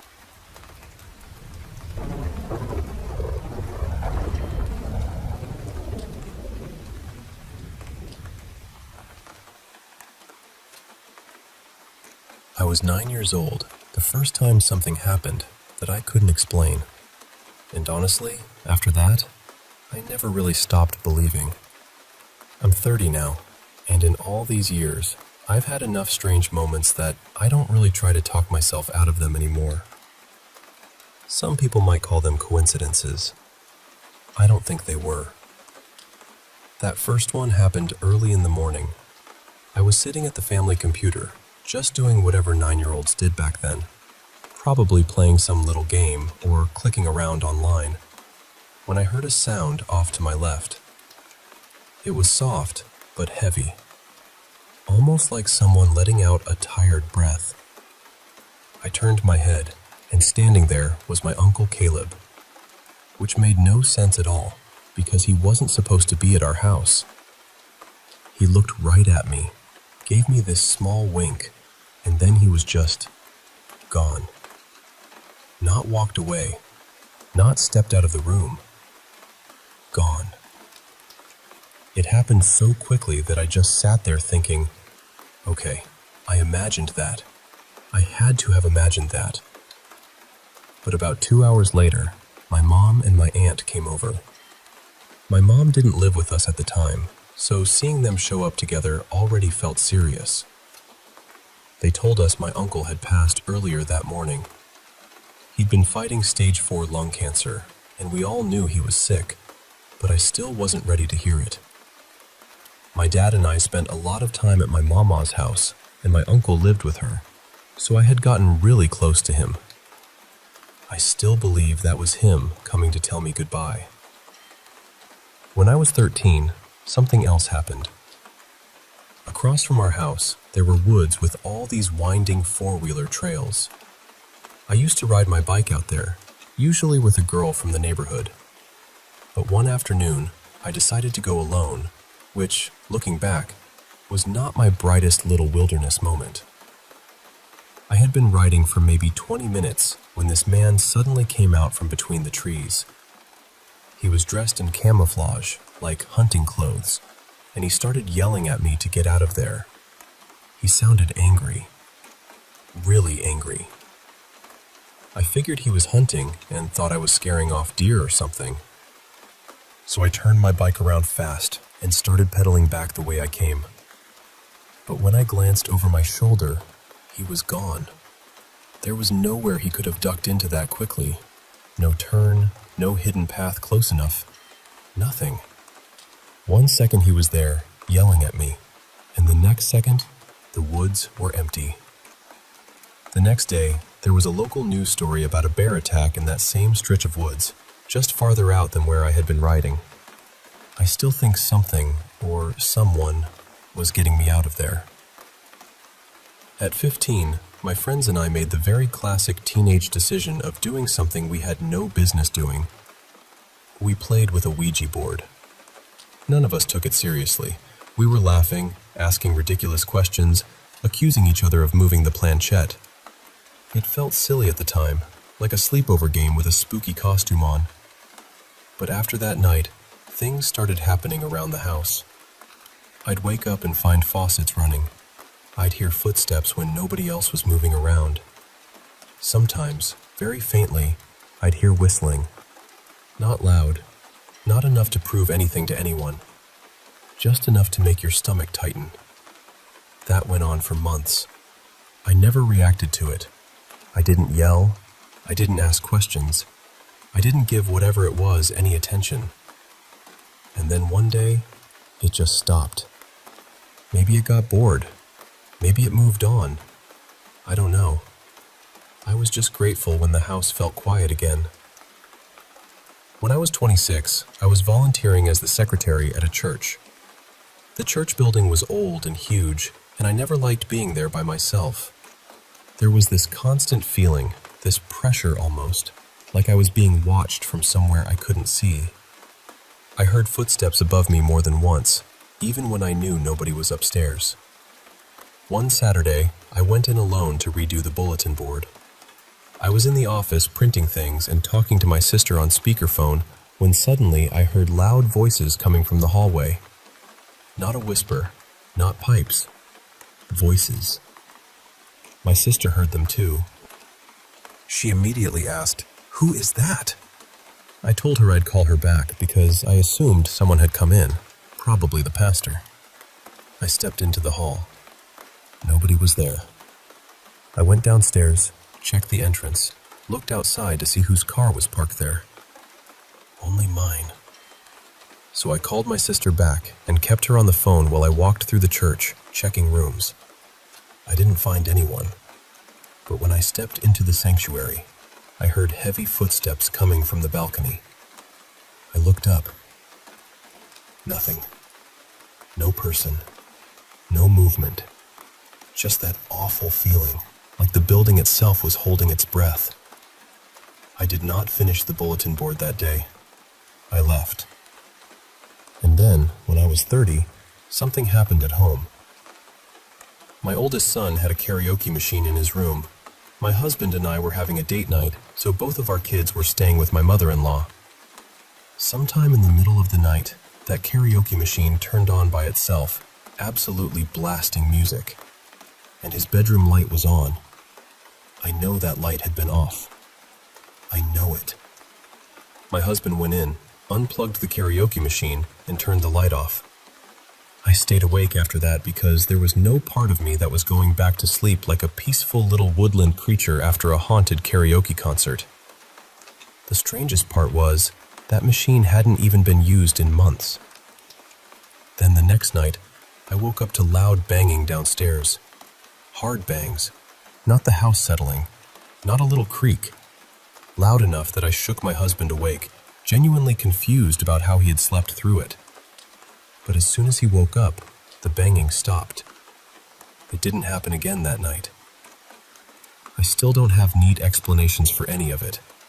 I just know what I saw, what I heard, and what I felt. And after all these years, I've learned that some things don't need to announce what they are. Sometimes they just pass through your life, leave a chill in the room, and keep moving.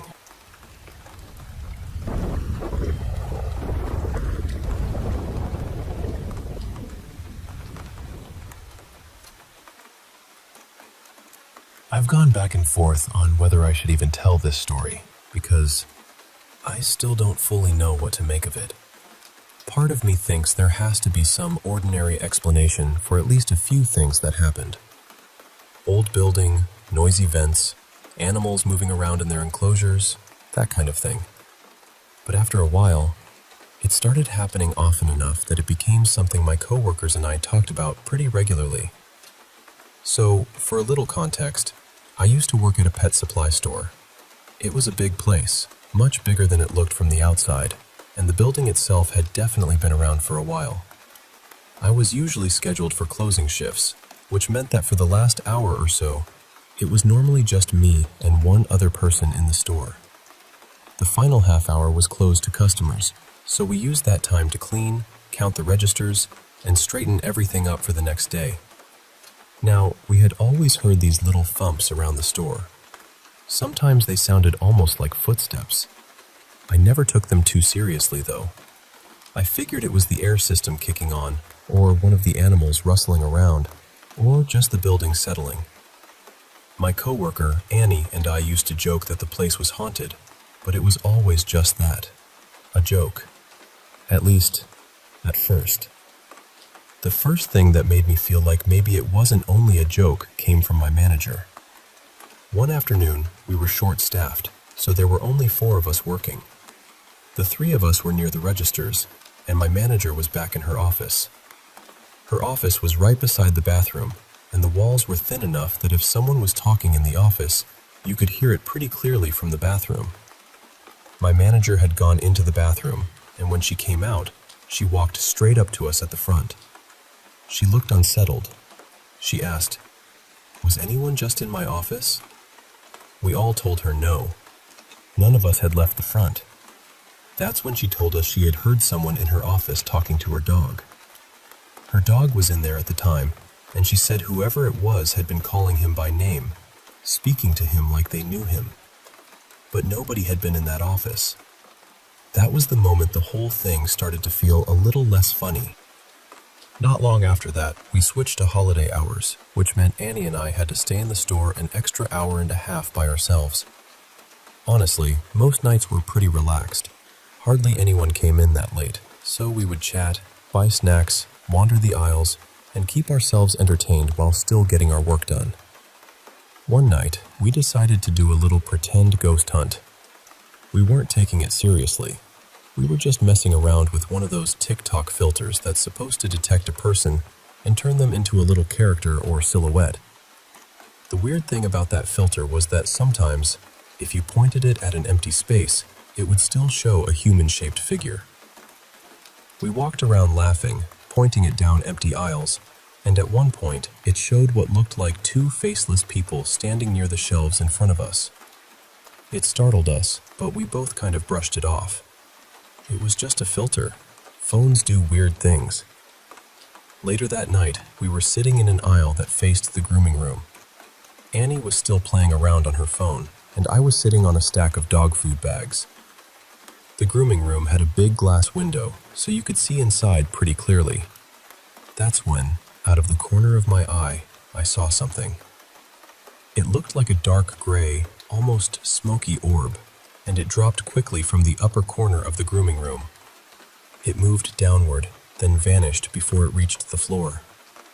It happened so fast that I didn't say anything right away. I wasn't even sure I had really seen it.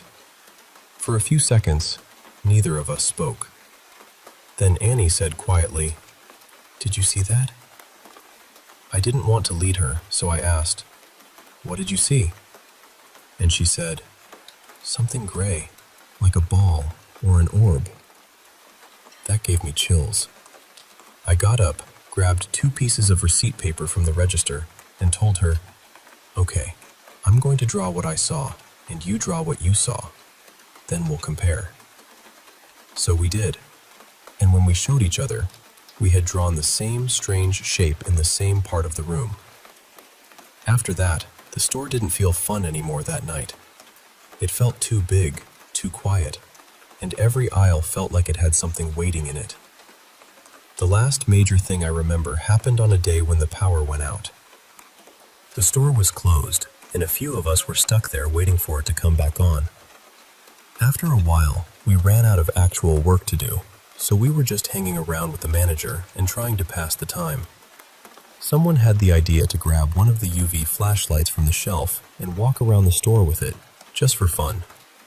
The flashlight didn't have batteries, so my manager and I went back to the office to look for some. As soon as we stepped inside, we both heard a loud, distinct banging from the ceiling. Not a little creak, not a soft tap, banging.